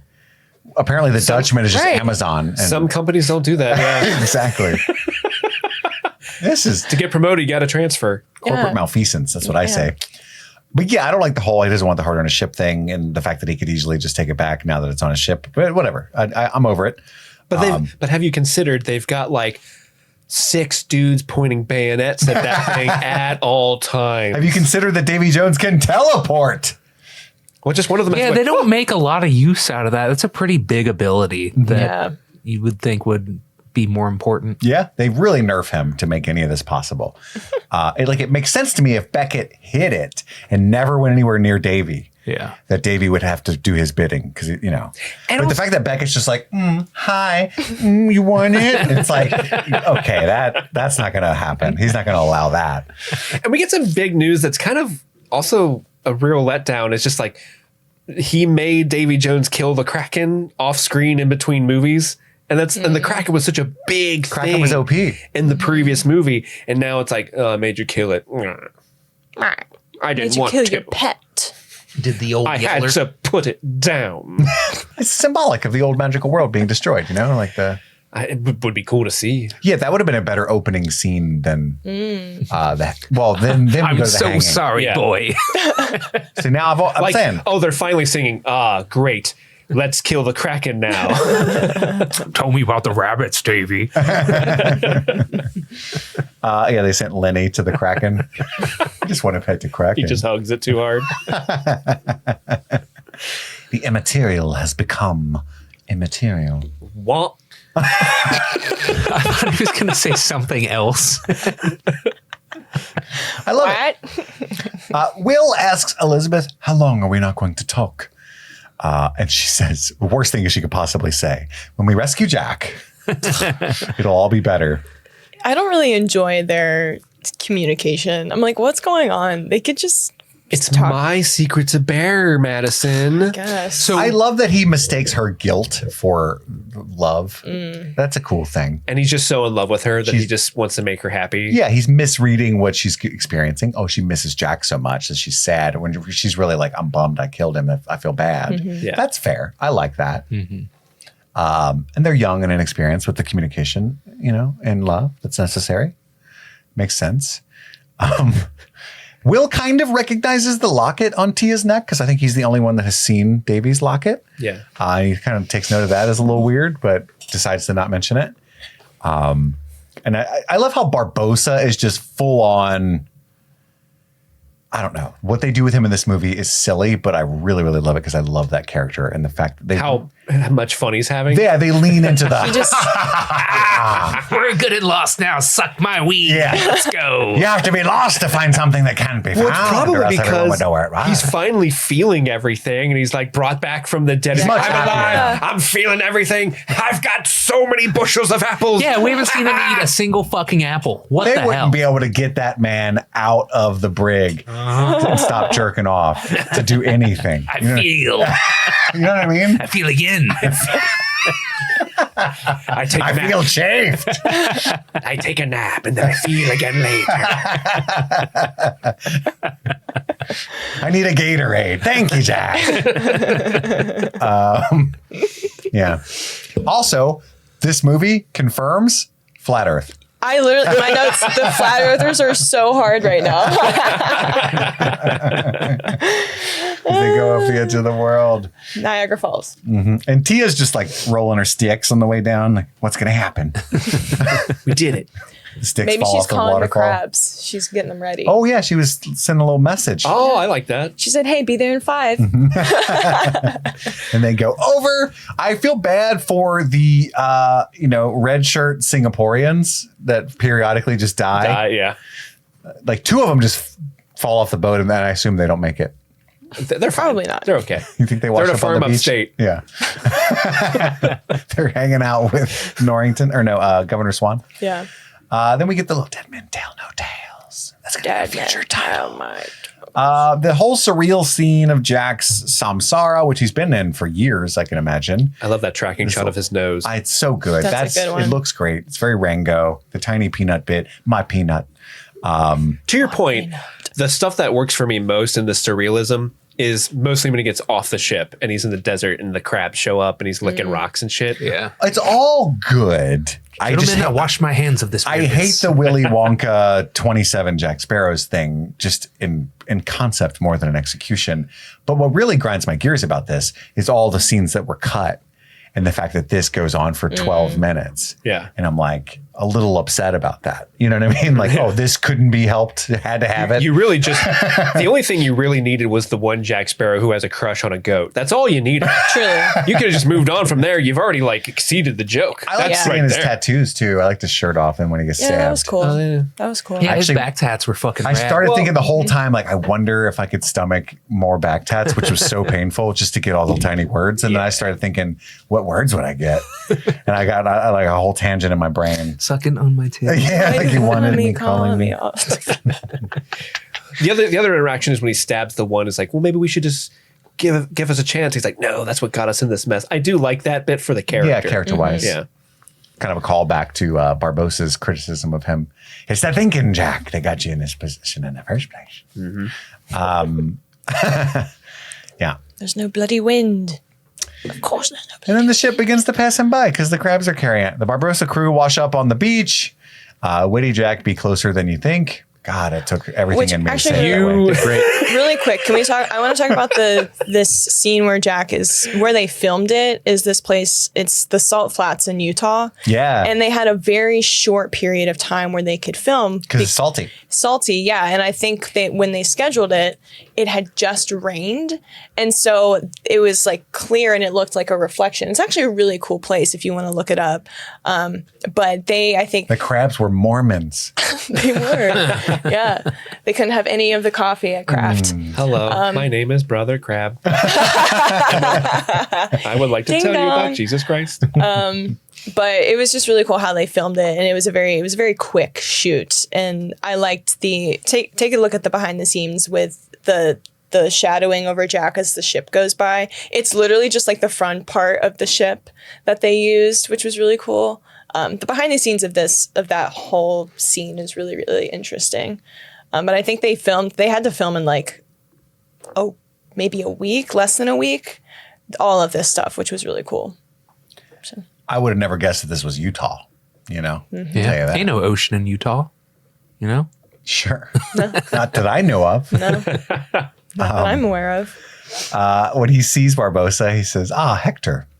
That was cute. Yeah. So the origin of that... shot me. No, I didn't. The origin of that... I fucking love that. The origin this of that entire name scene is really funny. So apparently, Johnny Depp just made a joke on the commentary.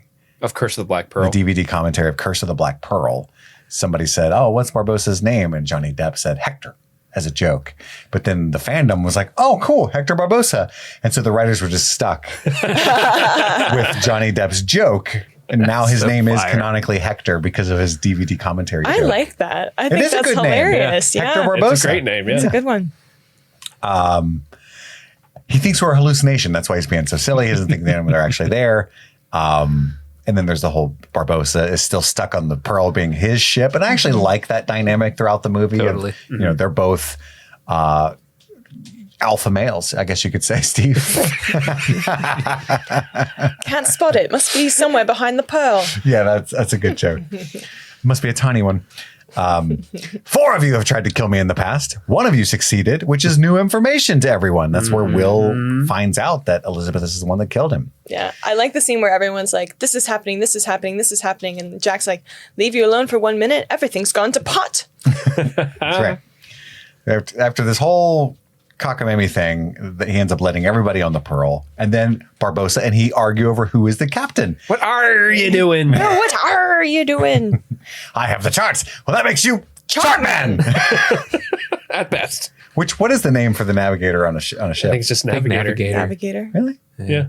No. There's a fun name, isn't there? I mean, Jack said that navigator. pirates don't have good names for the That's things. true. Yeah. What'd you call him? Larry. Doesn't Rigatoni try to be captain at one point? His name is Rigetti. No, it's Pintel. Pintel. Oh, Pangea tries to be captain at some point. Yeah. Yeah. He like joins in. Pavarotti's like, I'm captain now. Stop it. It's Pintel and Rigetti. It's not hard.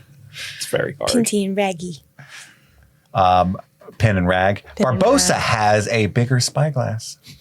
That's a fun joke. I like it. It's a penis joke, guys. Oh. No way. It lifts a little the port, but it's huge-ish.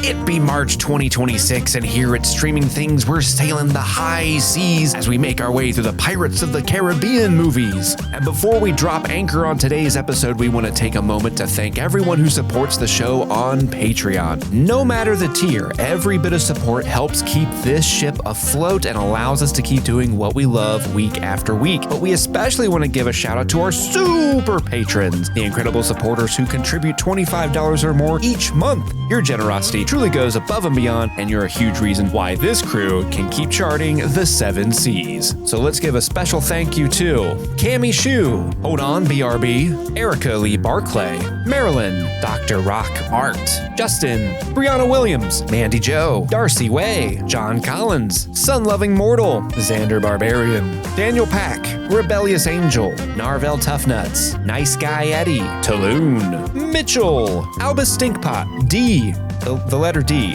Maddlestat, Susie Callahan, Anthony Corona, Jim E, Lady Trashly, Sean Myers, Just Liz Calabria, Brett X, E Scramo, Lil Tickler, Svento7, Jay Scramo, Lofpum, AK Ashley Ray, Jay Rich, Upside Down Canuck, Josh Stitch, Cher, Kaylee Sampson, Rabbit Dog in a Barbie Car, Outbander, Charlie Friday, Alexis Adler, Peaches, Joe True, Emmy, Haley B, Joe Velez, Trisha Bueller, Suzanne Road, Jadinklage Morgoon, Kalisha Reeves, Paula Garcia, Aaron Armstrong, Hootie Hoo, Jeanette Murphy, Ashley Powers, Casey McCain, and Enza. Thank you all so much for supporting the show, and let's get back to the episode. Will goes to Elizabeth and says, "You left Jack to the Kraken. I had no choice. You chose not to tell me," which is a good point. Yeah. I'm not mad you killed Jack. I'm mad you didn't tell me that the plan was killing Jack. It wasn't your burden to bear, but I did bear it. I just didn't know what it was. If you don't tell me things, how can I trust you? You can't. Spells. Boom. How I don't I've also understand how kissed we several men. ultimately end up with the impromptu shotgun wedding. You know what I mean? Like, they ain't been talking for months. It's been about 2 years to head from Singapore to the North Pole. They ain't spoken that whole time. They didn't talk the whole time. Because when Elizabeth traded Jack for as a man, it doesn't take much for me to be like, okay. I'll marry you. Yeah. You know what I mean? I was only mad because you were mad. They've been based on the script, Andy. They've been communicating with looks this entire Exactly. time. Okay, building tension, Yeah. yearning, pining. Mm-hmm. Go on. Come on. There's like they do the Lord of the Rings thing. They stole that straight up. Which one? Oh, dead people in the water. Yeah. Oh, you know, talking about when the elves are in the Don't go towards the lights. Exactly. I learned how to talk like Gollum last night, but I was messing. I didn't do like a tutorial. I was trying to talk like Stitch from Lilo and Step Stitch. one. It's very difficult. You get to push the tongue at the top, right? So it's like I'm Stitch. I'm doing it now. I'm gonna do it. You know what I'm saying? That sounds pretty good. It's very close. Gollum is very close to that, precious. You know what I'm talking about? I'm working on it. Just draw it out and cough a little bit. You're there. Yeah, there you go. Hi. Give me like a week. I'm gonna be fucking crushing that. I can't wait to hear what you sound like in a week. Do you know how to do it? It's like a thing with the tongue, and I'm figuring it out. No, I famously can't do a good Gollum. Stitch is pretty fun. That's fun. I love it. My wife, I was doing that all night because I was giving my daughter a bath and I started doing the Stitch and she loved it, obviously, because it's fucking awesome. And I was so enamored with it. I was like, this is so fun. And my wife was like, I hate that. And I was like, oh, please. What was horrible? Anyway, apparently it's not hot, but it's like fun. I've been doing a similar thing all week to Erica. We've been watching Monk a lot, and Randy Newman sings the theme song for Monk. You doing a Randy Newman? I've been doing Randy Newman voice all week, and she fucking hates people. Short people. Tiny little legs. What's the Monk theme Probably song? just killed themselves. It's the jungle out there. I could be wrong now, but I don't think so. Nice. Well, voices that should be hot, but apparently aren't. Randy Newman and Stitch. I tried my Bill Cosby. It just nothing's landing. Oh no! Oh, that's a real knockout. There's bodies in the water, which is downright macabre. And what happened if I throw a cannonball on one of them? That was a funny bit. It is. And the fact that Calypso's like, that'd be rude. And they're like, yeah.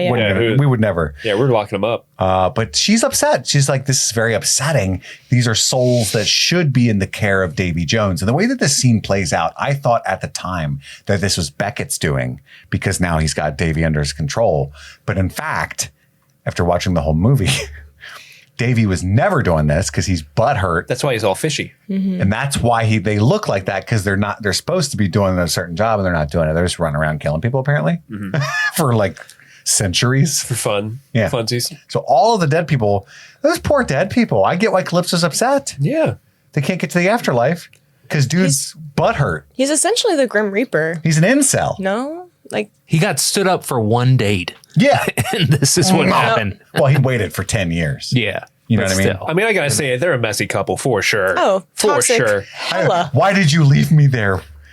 You know how I am. You knew what this was. It's so funny. He's like, I do. Girl, I do love it. I do. Also, I forgot to say this is what bothers me, and this is clearly a product of them like coming up with stuff later. So the whole bit is like he's in love with Calypso, and that's why he sold soy, so he can come to the shore once every 10 years and you know, get some ass. That's great. I get it. And she just like slept with Jack Sparrow and stuff. And she's all like, the whole time, you know, which like, sure, girl, get it. Get like, it. He liked it at the time. That's why I know like Elizabeth is, you know. I mean, 10 years. Yeah. That's a long time. It's a long time. Yeah. If you're on shore. Girl has needs. Yeah. And he's probably got like a butt pirate or something too. Sure. That's not Davey? the only thing he uses the bucket for. That's all we're Bring me the saying. guy who looks like a clam.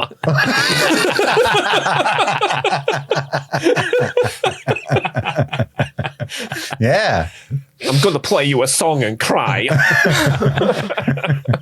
exactly. Please no, sir. That's right.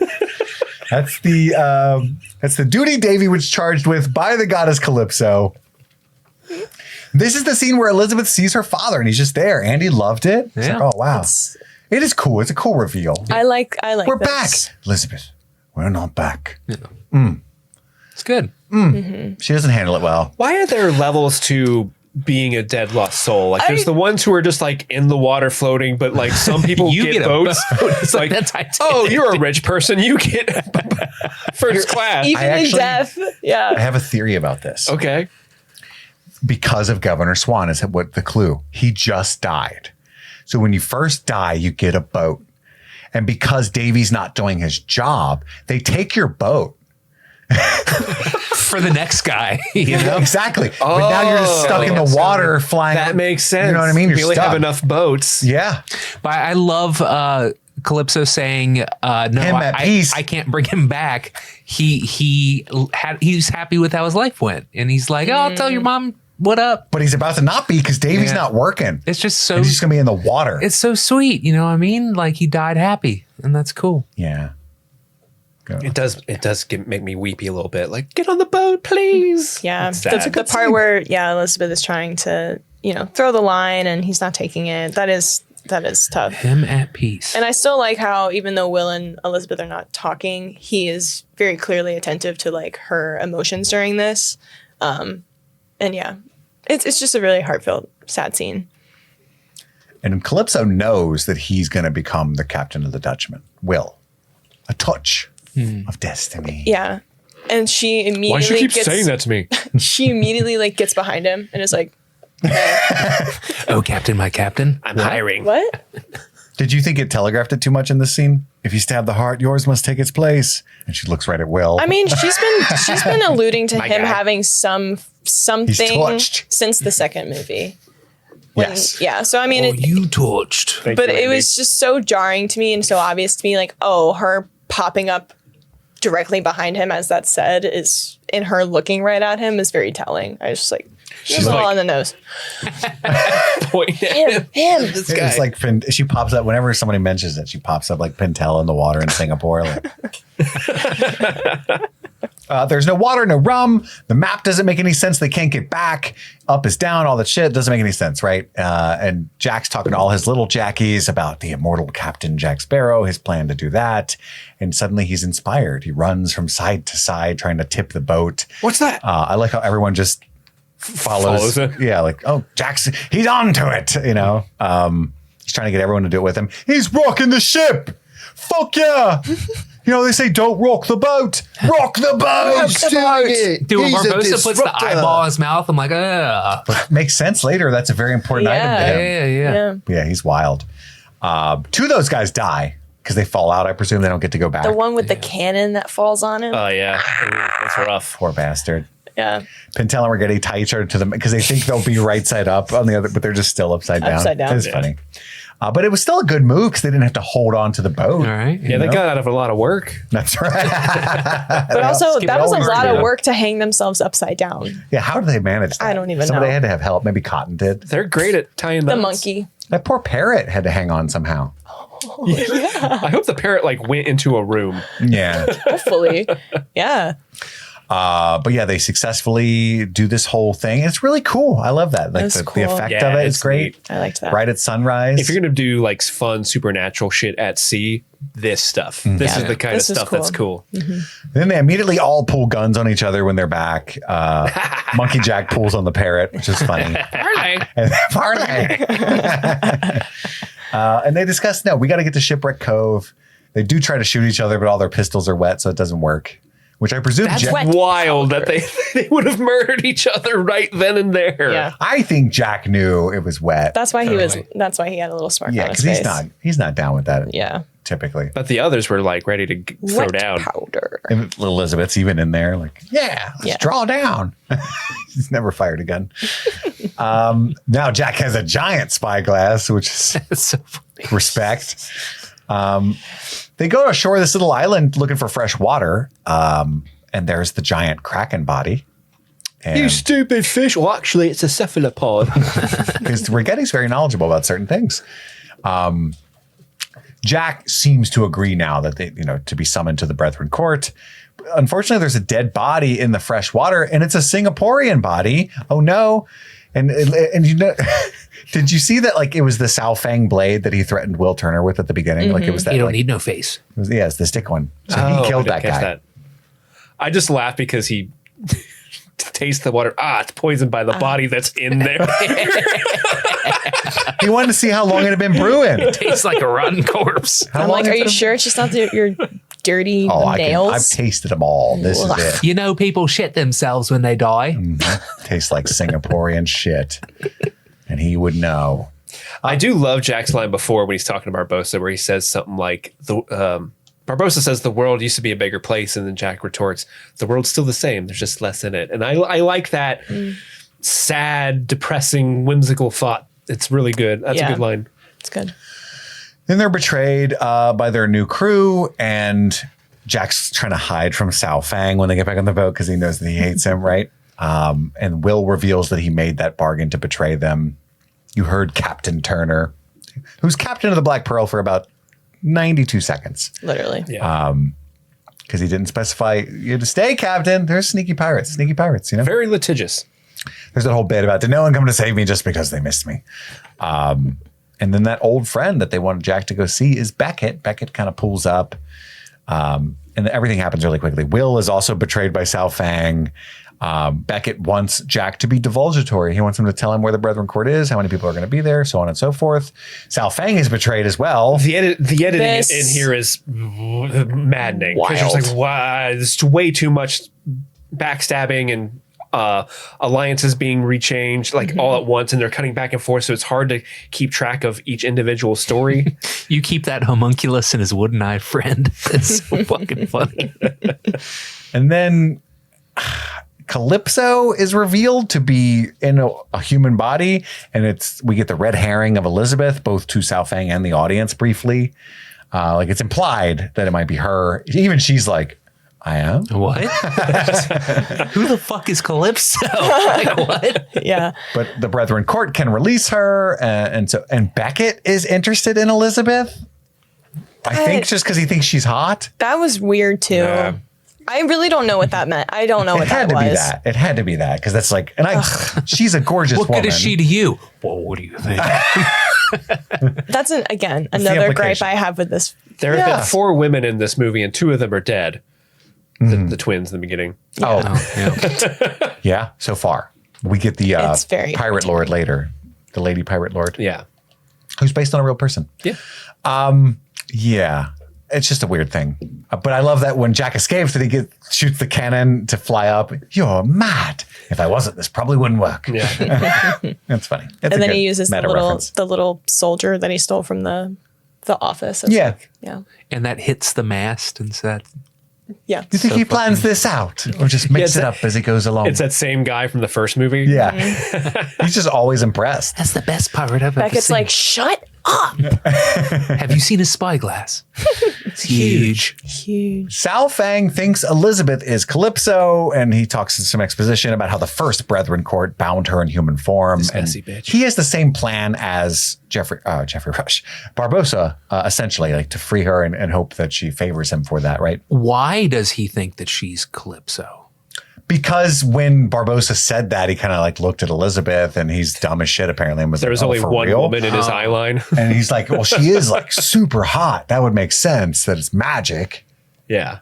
Makes sense. I get it. Gotcha. Men are dumb.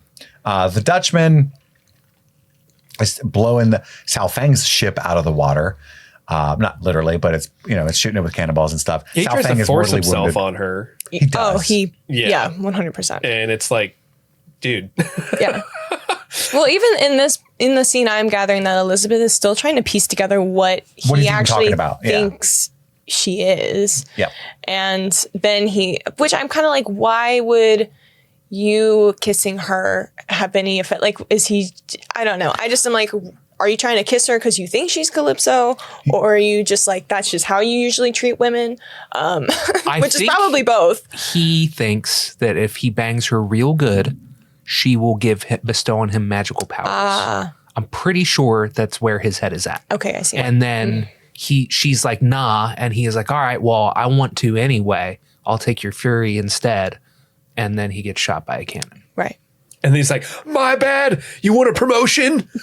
Yeah. It's kind of like that. Sorry, I sexually assaulted you. You are the captain now. That's it. I do remember watching this for the first time and being like, oh, like Elizabeth, this is the first time I was like, Elizabeth has capital now. Like in terms of like being a captain of a ship and stuff, I just was like, that's so cool. Mm-hmm. I love that.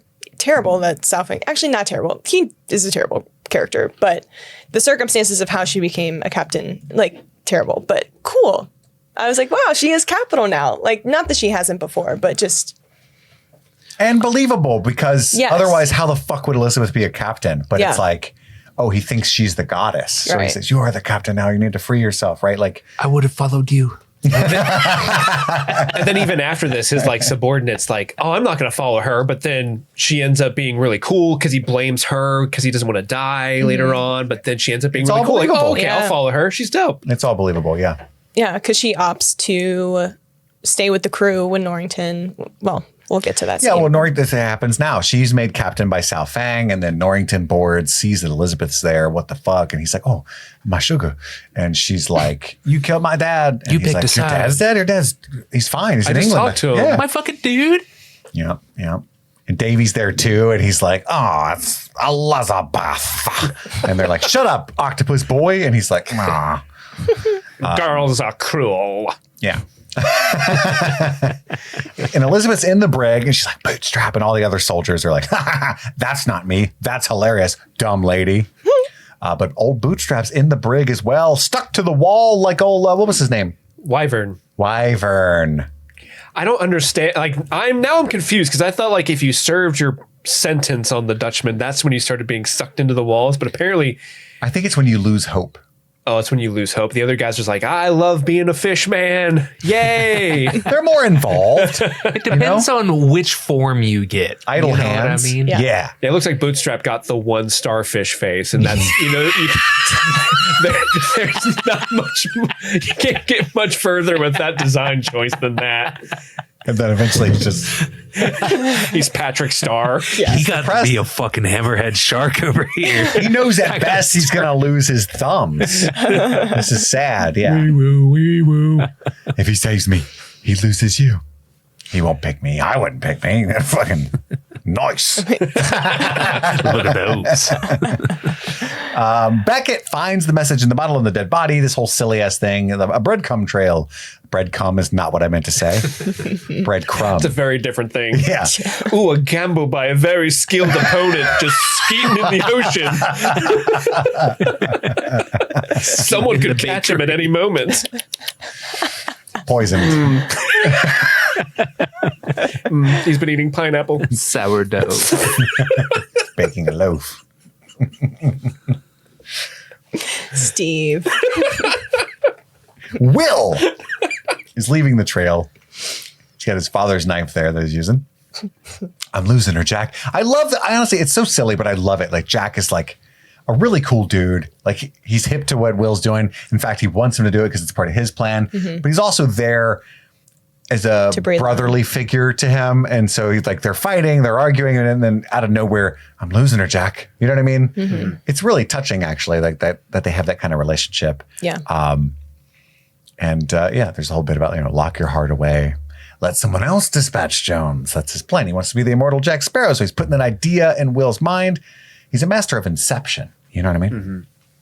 And then he gives Will the compass and knocks him into the water. He doesn't knock him into the water. He just breathes on him. Which does what, Steve? Makes him fall back into the water. All right. Norrington unlocks the brig. He's like trying to get back on Elizabeth's good side, right? He feels guilty about the side that he's on. So he lets everyone out of the brig. I'm choosing a side. And then they start to climb. Well, this doesn't make any sense either. To your point, we're running out of time. Unfortunately, I know you wanted to talk about this. But you didn't really like Norrington's death is the idea I got. Yeah, it just seemed kind of like we were reintroduced to him and he, like, there is redemption here because obviously he's choosing a side and he's, freeing Elizabeth, which, allows her to escape and, continue on with Sao Feng's crew and whatnot. But it just seems like his introduction was kind of, it didn't really serve a purpose other than to free Elizabeth. And then also, again, she kisses another dude. Why? Like, in my opinion, that scene would have been... They shouldn't have had them kiss. It should have been equally, it would have been more... Whoa, what am I trying to say? It would have been equally as effective as if they didn't have any physical contact with each other. Yeah, there's no... Maybe a hug? Just a Truly, hug would have been great. Hug would have been great. Quick nucks. Yeah, nucks. I mean? Yeah, it just... Or like a friend kiss. You know how we talked about like how you used to be able to kiss your buddy's... cheeks? Yeah. Or no, even just on the lips. Just like an acknowledgement look of like... I appreciate you. I understand what you're doing. Like it to me, of all of them, this one makes the least amount of sense. Like Sao Feng is clearly like a predator. And so like forcing himself on her like makes sense to a degree, but like this just doesn't to me. I don't know. I mean, I understand they were romantic interests at one point, or is alluded that they were. They were engaged. Yeah, but I just... But it was a one-way... She meant that it was genuine. There's a little bit of like... Yeah, but I guess in my context, I'm like, okay, why do we need to solidify this moment of like grand gesture that he's making with a kiss? It just pisses me off. And it's a common thing throughout writing and with women characters in general. And so I'm like, it's just another low hit to like the respect of Elizabeth's character, in my opinion. So especially because they essentially juxtapose that with her becoming the pirate king, or they try to make up for it in my head. So, but yeah, I would say the kiss in association with Norrington's death is just really... If they had maintained the love triangle from Curse of the Black Pearl, where it was you that was talking about it, right? Where originally she was supposed to be as in love with Norrington as he was with her, but then Will steps into the picture and it becomes this messy thing. In that world, that just makes sense. Yeah. You know what I mean? Yeah. If it was like, she's Bella and he's Jacob, but Edward's over here, you know what I'm saying? Like, still gonna... I like the werewolf. Yeah, Where have you been, Loca? That's what Norrington says. Yeah, I think that would have been more acceptable. I think for me, I've interpreted the relationship at this point to be he respected her choice to like follow her heart and marry Will. And so I just am like, is he kissing her because he like longed for that? Is he like anticipating dying and he wants to have a kiss before he dies? But even that's a little weird. No, that's fair though. Whatever. But I just kind of like... It doesn't make sense. I'm just saying I'm going to die. You know? Pop one out. I guess, but I don't know. I guess my reaction to that is like, is a woman thinking about wanting to kiss a guy before she dies? No. Like, it's just kind of this, whatever. It just rubs me the wrong way that she has three guys in this movie. I also hate that like his like sacrificial moment has to be like dunking them into water. He shoots through them. I think that's the most egregious part. Sure. Like the kiss is terrible. Like what they do to her character in general just ruins the movie almost. But also he's sacrificing himself for nothing. They're getting to a boat that can't get away from the Dutchman. Yeah. How do they get away? Aren't they getting... Isn't that the Pearl they're getting back to? Is it? I don't know. Wouldn't it be Sao Feng's ship? I think it's Sao Feng's ship. Is it Sao Feng's ship? That wicked winch? Yeah. It's Sao Feng's ship because Elizabeth shows up to the Brethren Court. Yeah. Like with the crew. So, and like if they got away sneakily, it would make sense. But like the whole crew's like, "Hey!" And it's like, turn around and get them. I forget why they don't go into the fucking water and like magic or like teleport over there and kill them all. It could just be Davy Jones is like, nah. I don't care. Well, the other guys are like, they try to mutiny him East right India away. Trading Company has taken over the ship when all of this happens. So like after Norrington sacrificed himself, Davy goes upstairs and Beckett's right-hand guy's like, it's my ship now. So what I do love about Norrington's death is that he goes out like a fucking G. True. He's like, do you fear death? I do like that. Take that as a no. That's gangster. You know what I mean? Yeah, I do like that. And he's like, yes. I'm so scared. I'll swap the poop deck. I'll serve. I've noticed you don't have a jellyfish guy. I will be the jellyfish guy.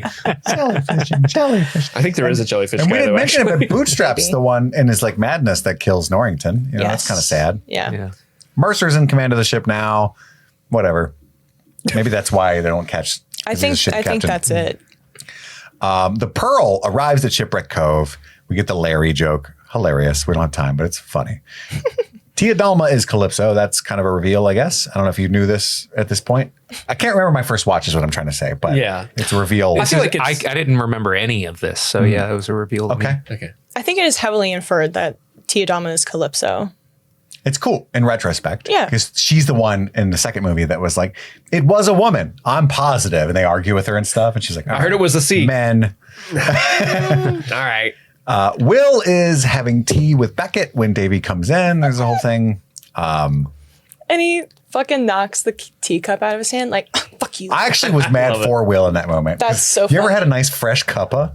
That shit slaps. And you only took one sip. I'd be so. One time that happened to me with my daughter. I made a cup of tea for me and my wife. I brought it into her. We were sitting in my daughter's bedroom sipping fire ass cups of tea, watching Ghibli movies. Hell yeah. And my daughter comes up and she's got this cute thing that she does. She likes to smell things. She goes, "What's that smells like?" is what she always asks. And she goes, And she goes up to my tea and goes, "Achoo!"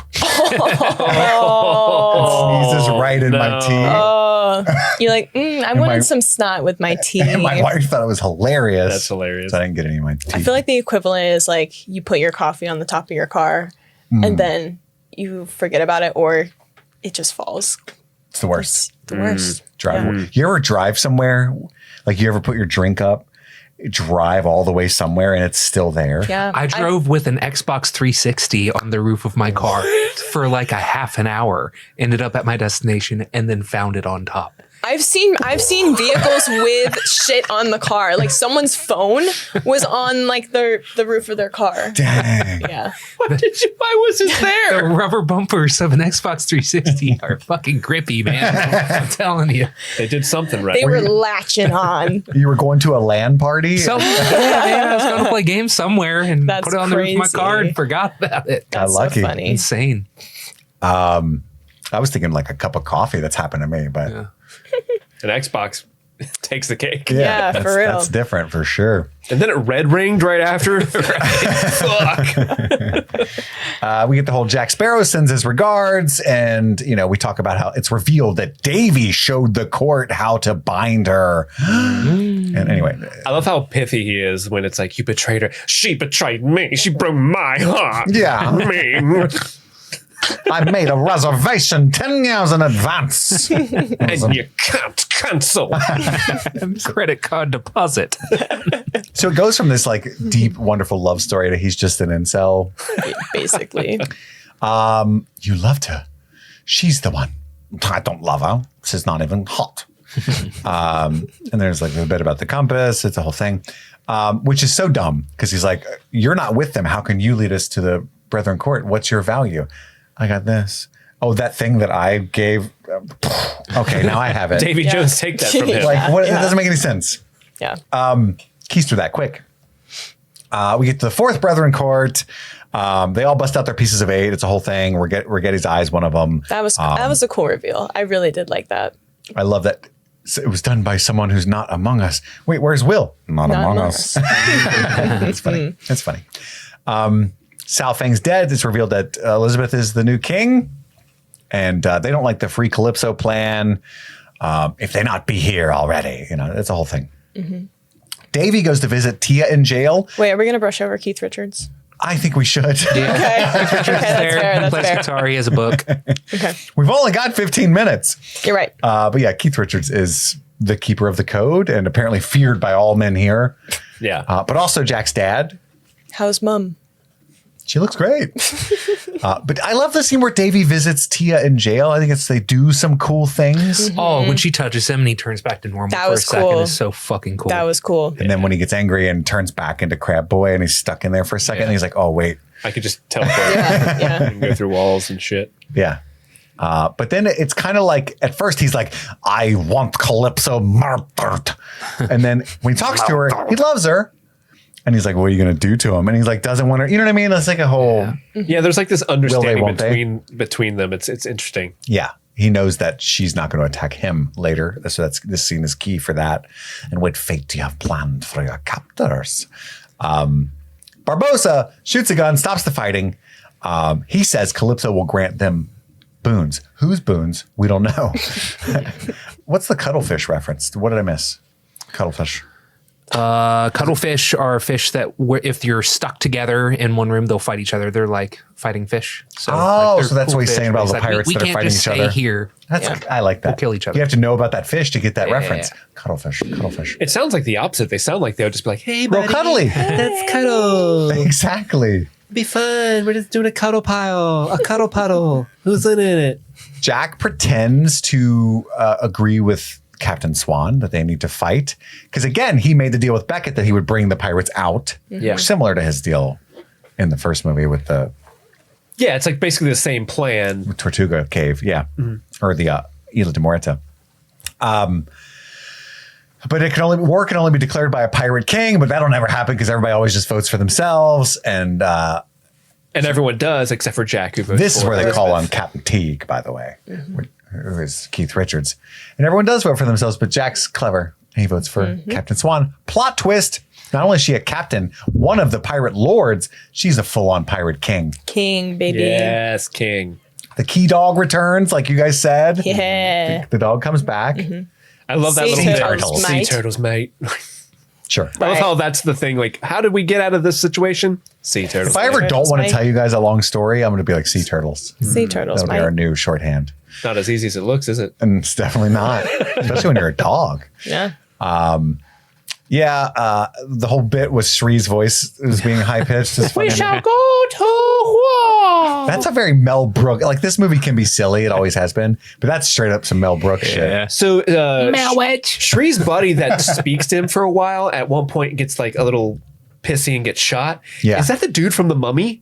Like the guy who gets eaten by all the bugs? Oh, the Because it sounded scarabs? or the scarabs. Yeah, it sounds like that guy. Maybe. And I was like, I should have looked it up like a actual professional, but I totally forgot. I thought the Singaporean, the guy who becomes a character who works below Sao Fang, is the poppy farmer heroin dealer from Tropic Thunder. Yeah, I think it is. Yeah. That's what I thought. Nice. Anyway, and this we did get a good line from Keith Richards. Captain Teague gives him some good advice. You know, it's not just about living forever, Jackie. The trick is living with yourself forever. Don't do anything you're gonna feel guilty about. Shut up, Dad. My real dad. Shut up, Dad.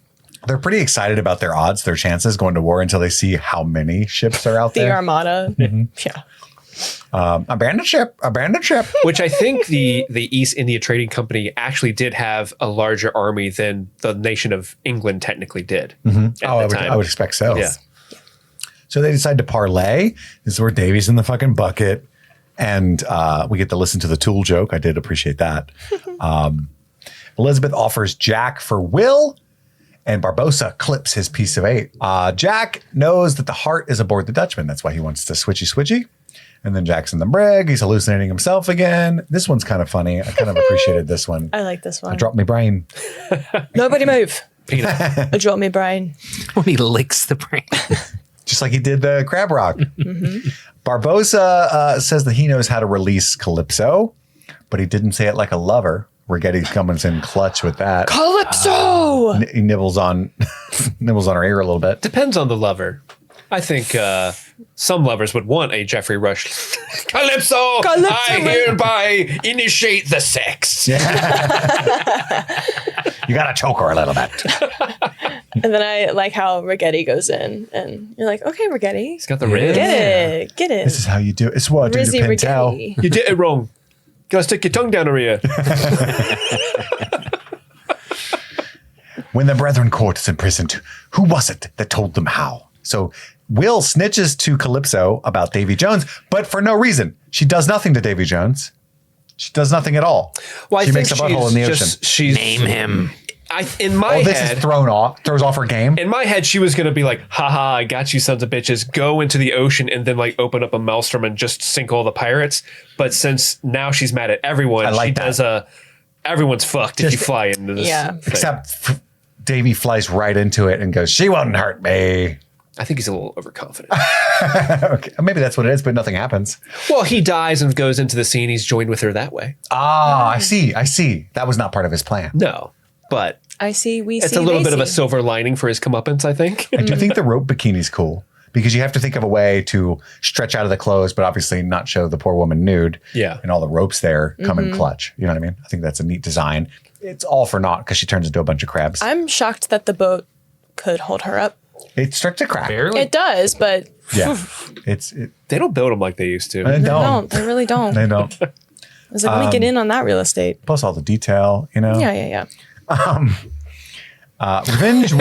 When she disintegrates into crabs and a pint is just like, well, she didn't do shit. I love that. Yeah, even Barbossa's bummed. That was our last hope. I thought we were going to get kaiju. We didn't. Revenge won't bring your father back, Miss Swann. And then Elizabeth gives a big old speech. Yes. Hoist the colors! Hoist the colors! And Hoist then the colors. they literally hoist the colors. I like her speech. She gave me chills. She gave a good war speech. All What you those gotta do other without the nerds. teeth? Hoist the colors. Hoist the colors. Hoist the colors. All those other nerds are going to be looking to the pearl, and we're going to be badasses, okay? Yep. And they're not going to do shit. Yep. They're literally not going to do anything. In fact, this Armado's over They there. look so cool. They got this, guys. They got their They got it. They basically have a trial by combat with the Dutchmen. a little bit. They got their lawn seats out, put their legs up. Let me watch the fireworks go off, you know? And it literally happened. Bangarang. Beckett says, signal Jones to give no quarter. He'll like that, right? And then Jones sees the Calypso cloud. The maelstrom opens up. Elizabeth puts Captain Barbossa at the helm because he's being all cunty at first. Like, no, nobody wants me to drive. I won't drive. We need you to drive. Okay. Okay, I am awesome. I do swing the wheel pretty good. Dutchman's on full bore. Jack remembers the half-pin barrel hinges for the whatever. first movie. Yeah. It's a real deep That's a deep callback. They fire at each other. Tweedledee and Tweedledum from the first movie. They're there. They're back. They're guarding the heart. I blame the fish people. Whoa. Because he's a fish racist. That's right. Fishist. I think they call that a pescatarian. Davy tentacle fucks Mercer, which some people are into. Mercer's not. No. He dies. Jack ends up running right into Davy Jones after he steals the heart. And then they meet up top in sword fight. That's super dope. Love That it. was so cool. Yeah. I can set you free, mate. My freedom was forfeit long ago. Yeah. Don't like it. The ships board each other across the maelstrom. It's so That's fucking wild. cool. They're That is swinging so ship to ship. Fucking cool. It's amazing. A couple dudes are like dropping in there. And I think at the time, this scene was one of the biggest like productions. Like they had yeah. full. It wasn't two. No, it was two full size ships. Yeah. I think they had on set, which was insane. The behind the scenes pictures of this particular scene is wild. And like from a production standpoint, imagine how difficult this has to be. Like, because they have practical rain, like everyone's getting drenched, but then you have characters that are going to be fully CGI'd later and replaced. Like, imagine how hard that has to be if you're a VFX dude. Like, oh man, my month is going to be cooking because of this. Yeah, this scene, so fucking cool. Yeah. And apparently they built this like this set was like water tanks filled with all this water and stuff, but they had to keep it like super freezing cold. So that the bacteria didn't form. So this would have been really uncomfy. Like everyone's wearing wetsuits underneath their outfits because it's freezing. In here. And that would be terrible to do without James Cameron. I'm just saying. Yeah. Yep. I would call Jim. Big Yeah. Jim, we need your help. Jimmy. You doing water stuff? On my way. Did the crew get food poisoning because of lunch? No, that's why you need me. Skip the chowder. Yeah, skip the chowder. You say that like you're making little jokes about how things went wrong. Oh, sorry, something went wrong while he was doing impossible things. You know what I mean? It's like he's Jack Sparrow of the movie business. He's not perfect. Sure. Gets the job done though. He does. He's without doubt the worst director I've ever seen. And then, Do you think he? And it flips. Do you think he plans all this ahead of time? Yes.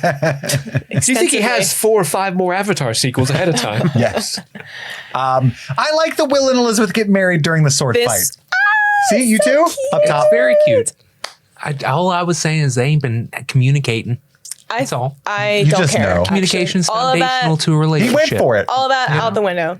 That was badass. as hell. Putting this little subplot of their marriage in the middle of the epic fight scene, like this, like quintessential dearly beloved. I love this. This is cinema, baby. Coupled with Barbossa marrying them and her being like, Barbossa, marry us. He's like, I'm a little busy at the moment.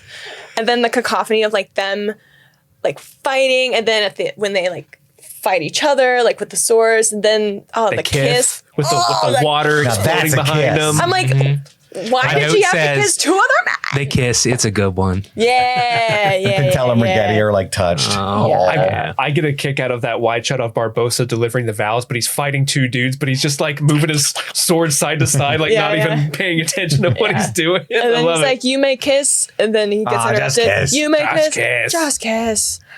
It's so good. So good. Yeah. And it's like a Dothraki wedding. Mm-hmm.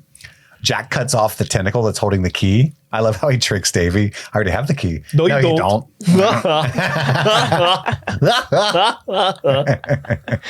Oh, damn it. They always make me do this. This is the second time this has happened to me. Cotton catches the helm and saves the day. And nobody will ever appreciate him for doing that. But he does.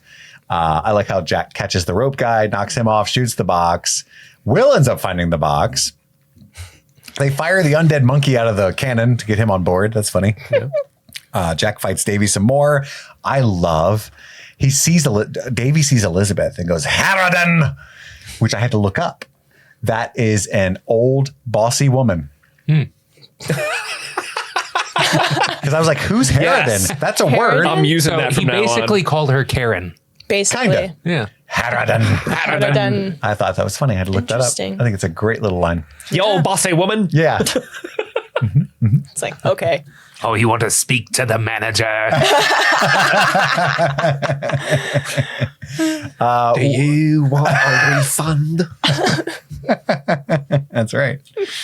Will finds his daddy, and he ends up trying to stab Davy, which he does. Yeah. Which is a weird move.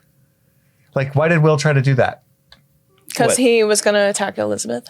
Yeah, but it doesn't do anything. He knows it doesn't do anything. I guess that's true. Yeah, but you can like distract him. Yeah. Sure. Get his eyes on you. Well, then you stab and you pivot and you stab some more. Like, he did it with finality. Like, I got you. I don't know. Yeah. Now you are stabbeth. Ah, shit. I forgot. Oh, maybe he didn't know it was Davy Jones. He stabbed him in the back and he turned around. Nobody else has that weird fucking thing in the back of your head. Oh, we should have stabbed that. Oh, yeah. That would have got him. Yeah, and it would have busted and he'd be like, whoa. All inky. That's like where his everywhere. heart secretly is. You made me ink. Yeah.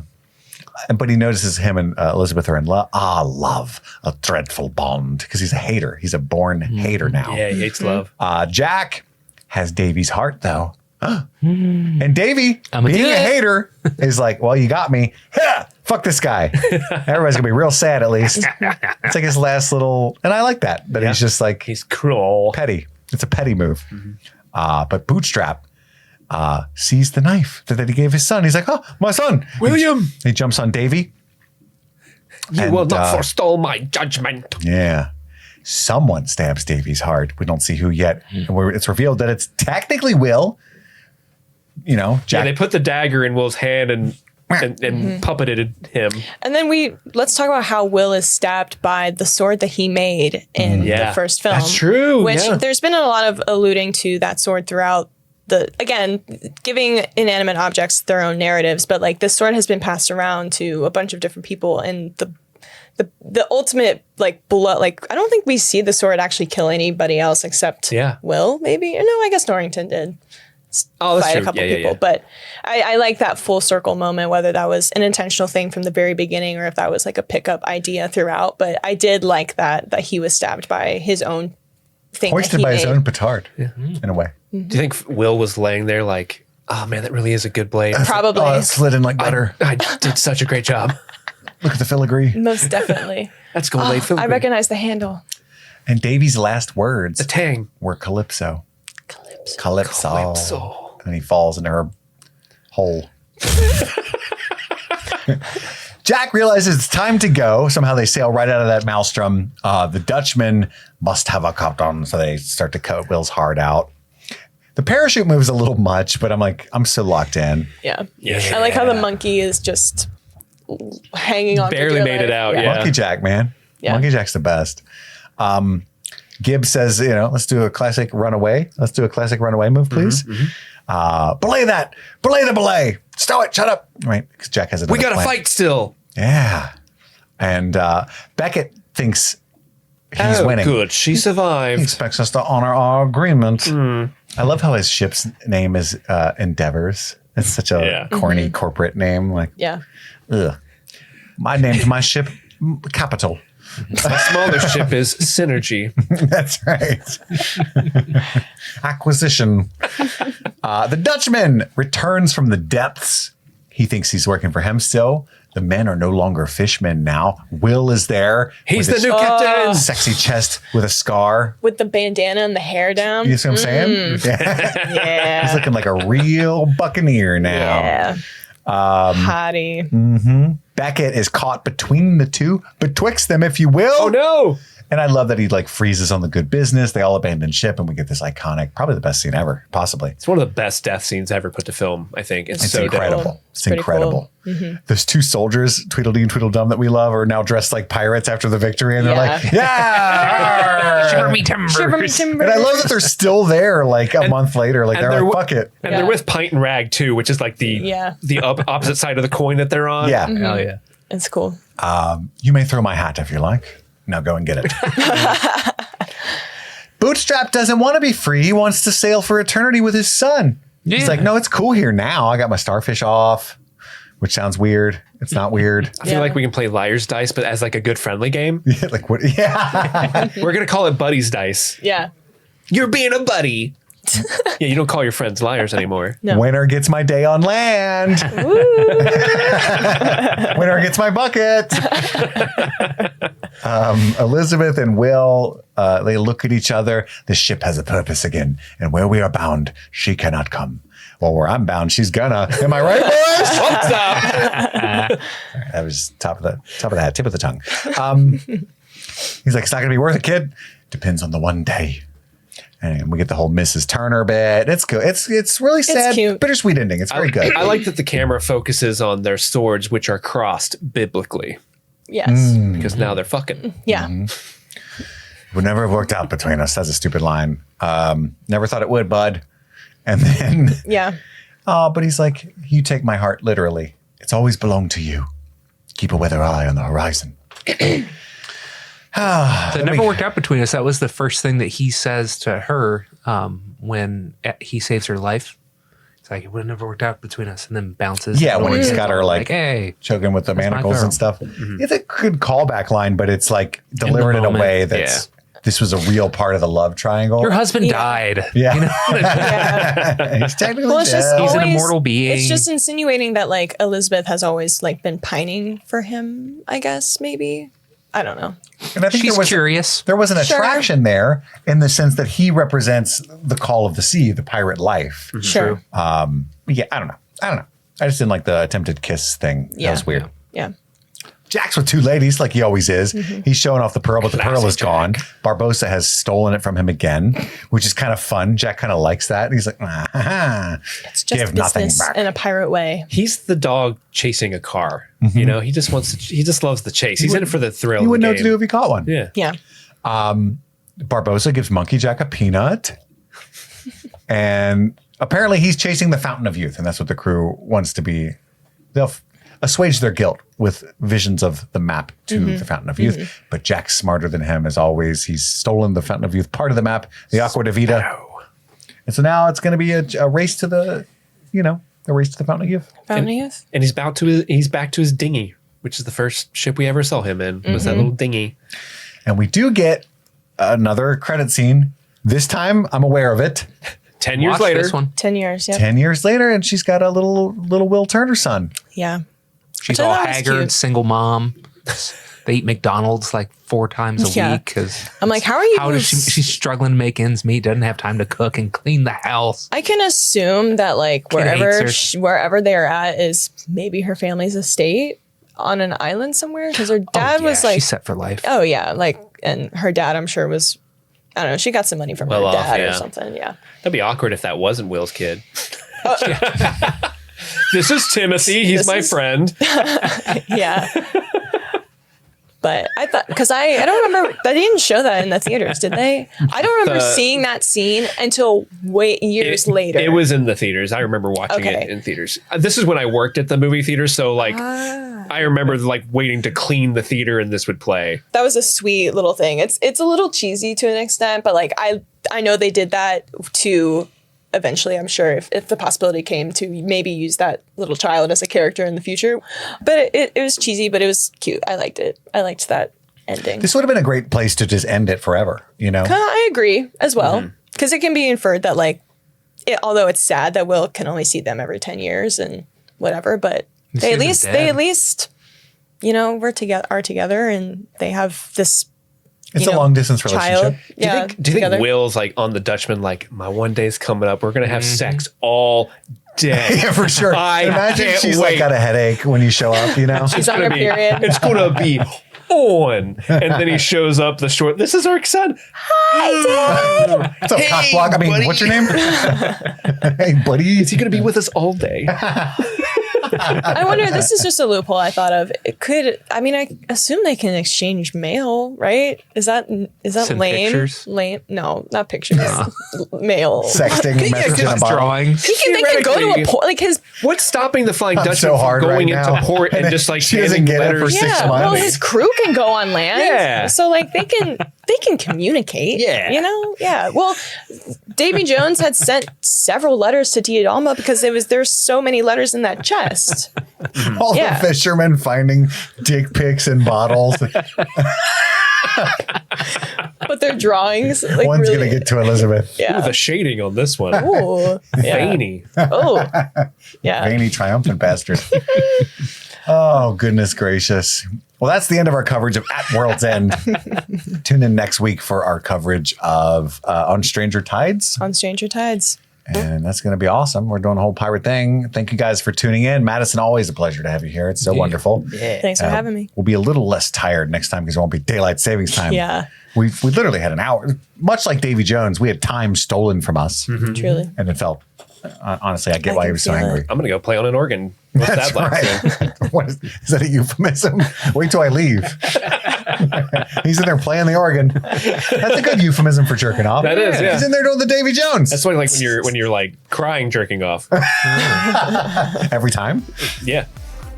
Anyway, that's all the time we have for right now. My name is Kit. My name's Madison. I'm Andy. And I'm Steve. And this was Streaming Pirates of the Caribbean at World's End. Happy streaming.